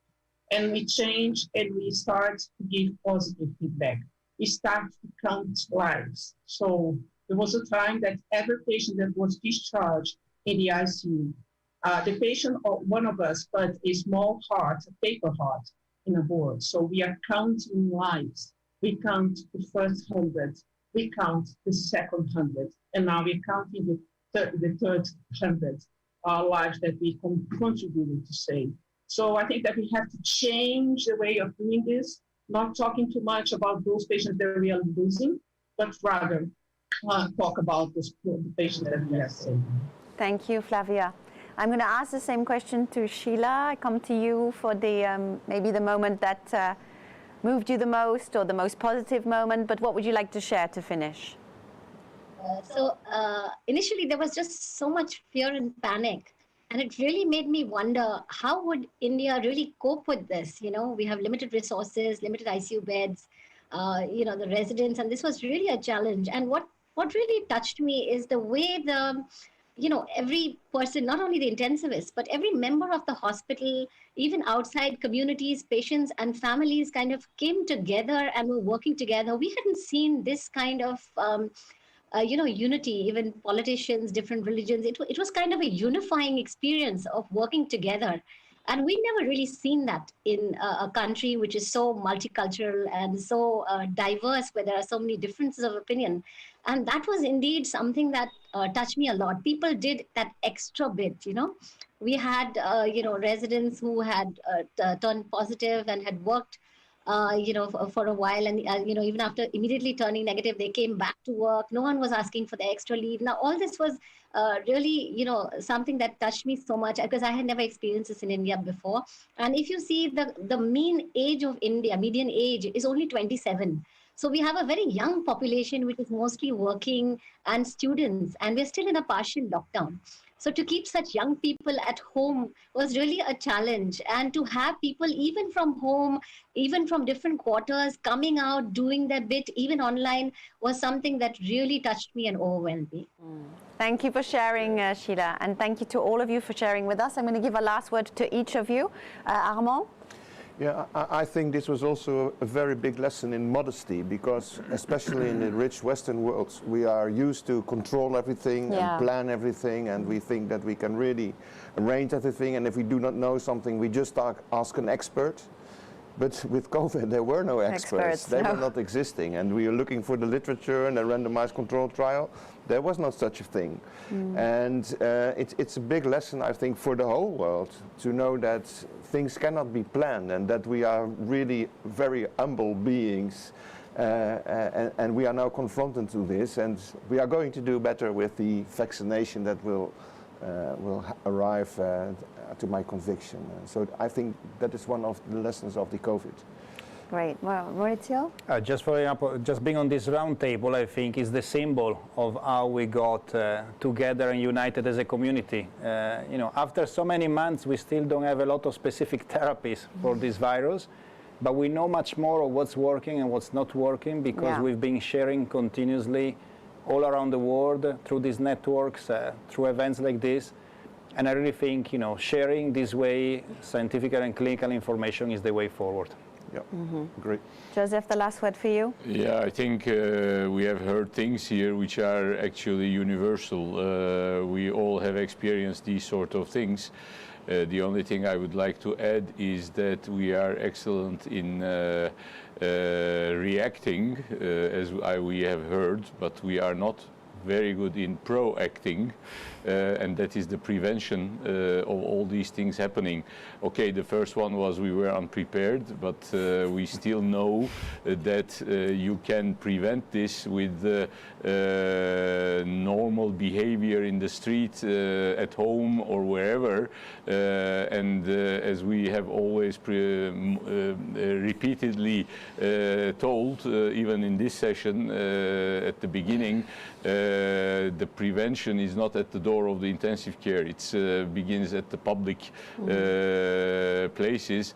So I hope that we make that development also once in the world, that we are more cautious with behaving in the streets and at home. Of course. Starts with us, right? Thank you so much to all of you. Thank you to all of you that have participated with us, to Sheila, to Flavia, to Janet, and to Enrique for being with us today. It's been a pleasure having you, and thank you for being so generous. Thanks to you as well. I think I'm going to hand over to Joseph for a last word to open officially this Congress. Well, I think the very last word is simply, let's go for it. Let's go for it. Well, he said it, let's go for it. But just before, we have a little surprise for you, Joseph. I am going to just disappear. This is a disappearing act. And I'm up again. Here we go. Maurizio, you can tell us what I've got here. Well, what you have there, it's a recognition that usually at the General Assembly, which is always on Tuesday evening at 6:30, the members of the society gave to the president at the end of the mandate. So unfortunately, the General Assembly will still be happening, but it's digital at 6:30 on Tuesday. But I'm sure that the members, Joseph, will be very happy that you received this recognition today. So on behalf of every ESIC member, congratulations and thank you for your leadership. Okay, thank you very much. I'm very honored to receive this. And I must say that the last 2 years, it was a great privilege for me to serve the society. Of course, with great help of my colleagues in the Executive Committee, and especially you, Maurizio, as the President-elect. And thank you very much again. Thank you. Well, congratulations, Joseph, and thank you to all of you today. As Joseph said before, let's go for it. For me, it's good afternoon. Good afternoon. Let's go for it.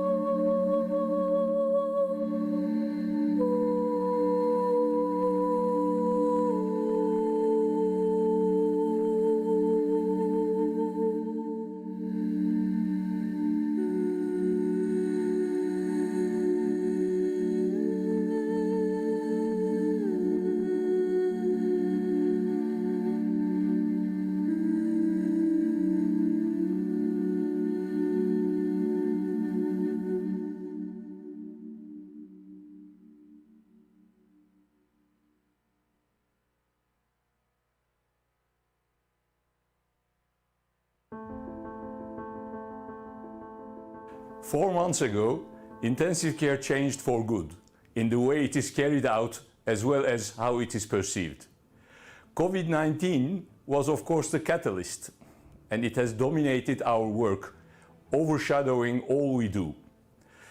We are still fighting this virus and still working day and night to help all the patients in our care.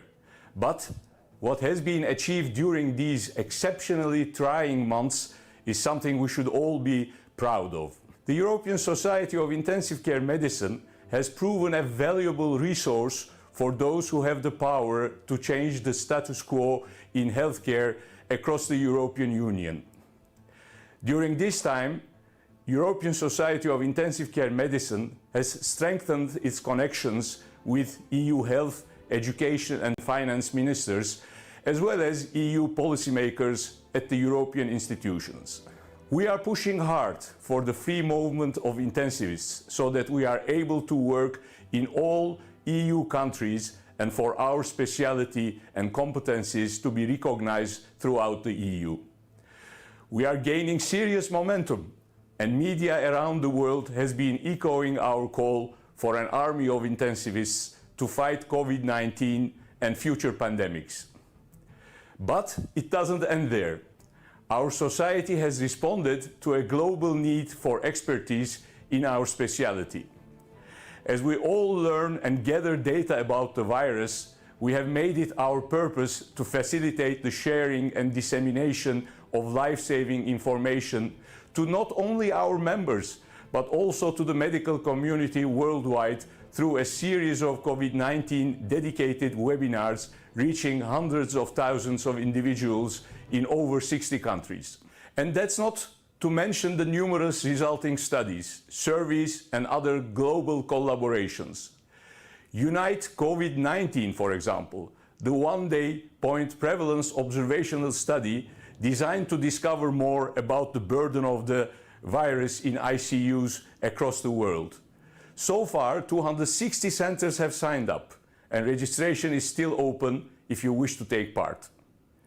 Remember, you can find all of these resources on our dedicated webpage, which is full of freely available publications, articles, podcasts, and interviews. Finally, I would like to thank you, our members, from the bottom of my heart for your hard work during these unprecedented times. Together we are saving lives. Together we are intensive care.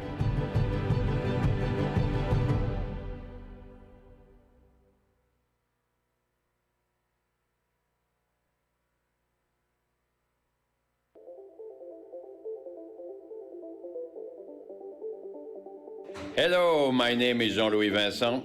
I am an internist by training, but I am proud to be an intensivist.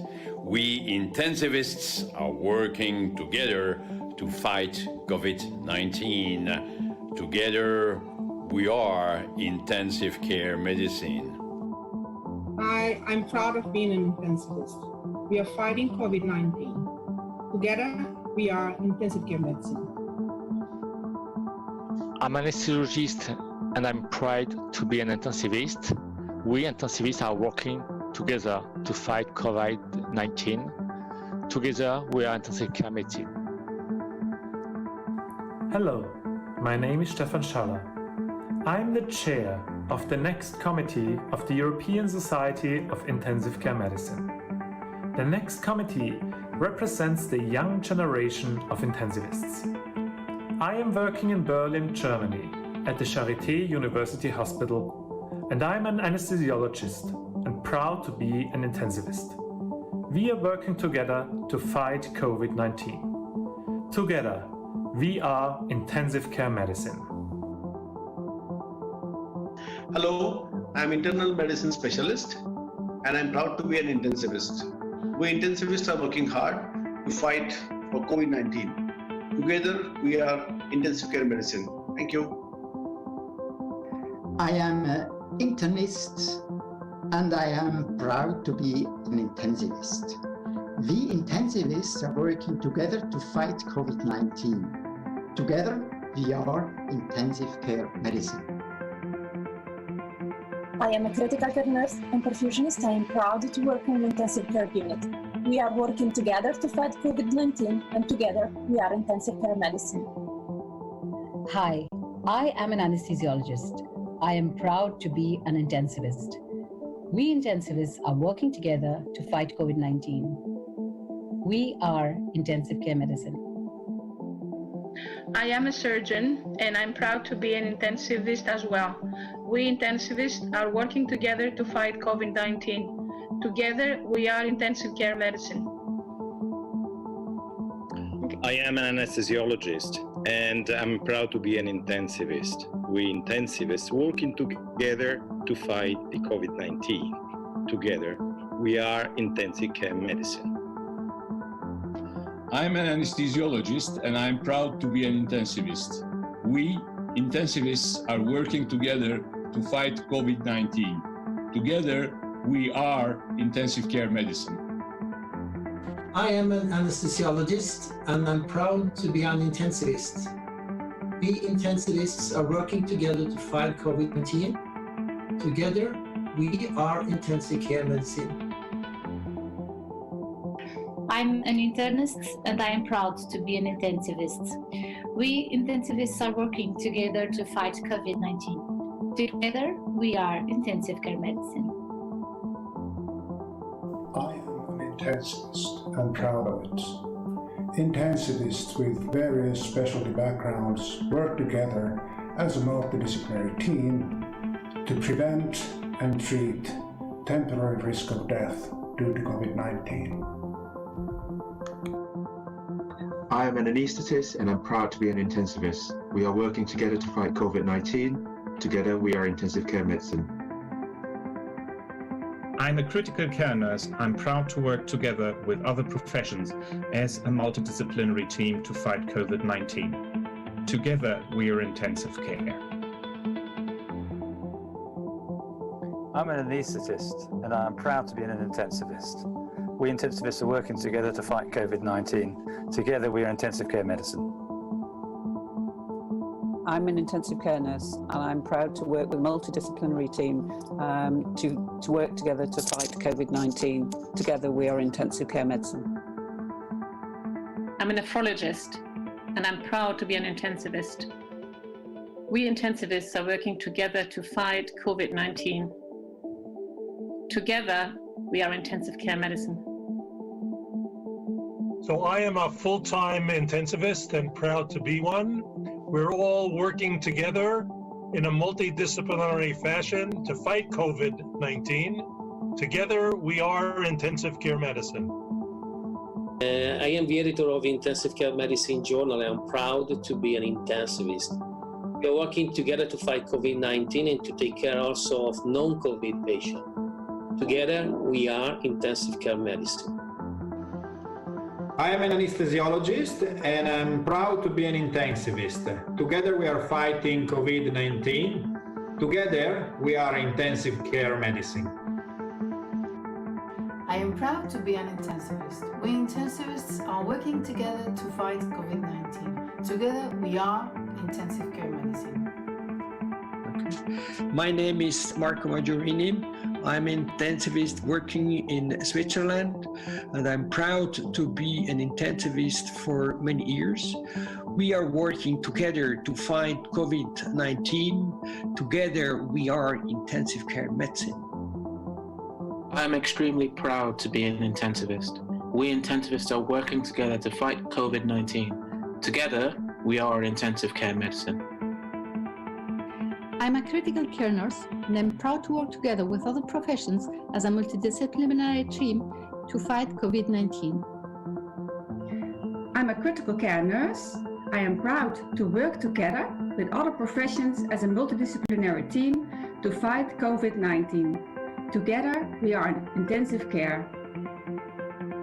So my name is Michelle Chu and I'm an anesthetist and an intensivist and I'm extremely proud to be an intensivist.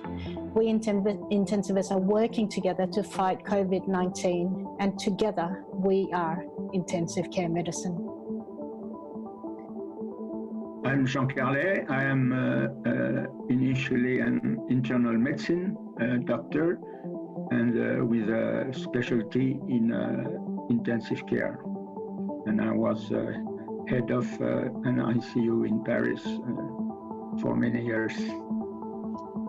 Together, we are intensive care medicine doctors.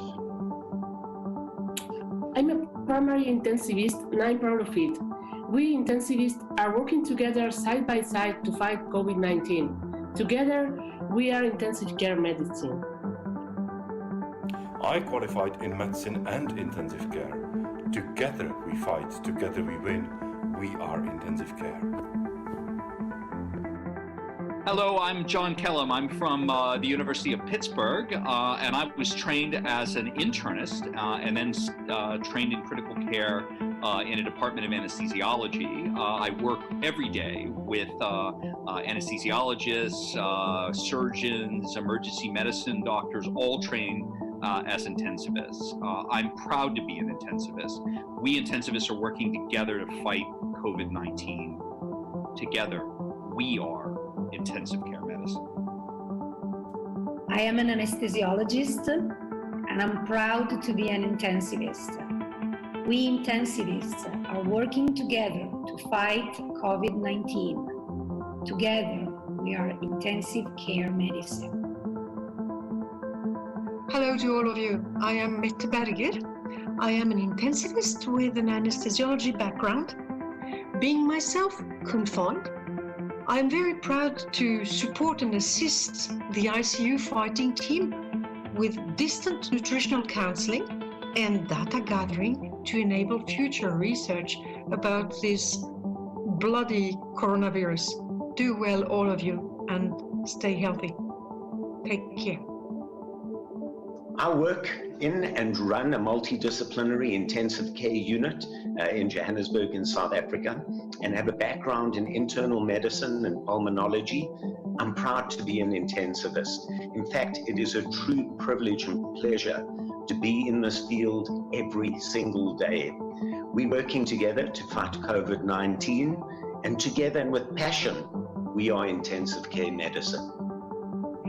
I'm so proud to be an intensivist.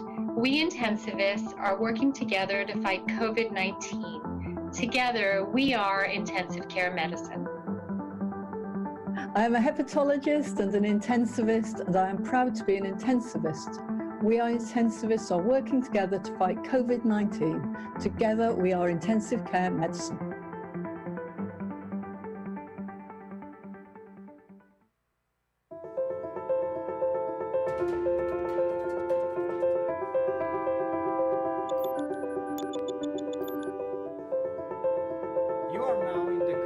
Suggestion. The CAM ICU score of the facial mask is the system that we use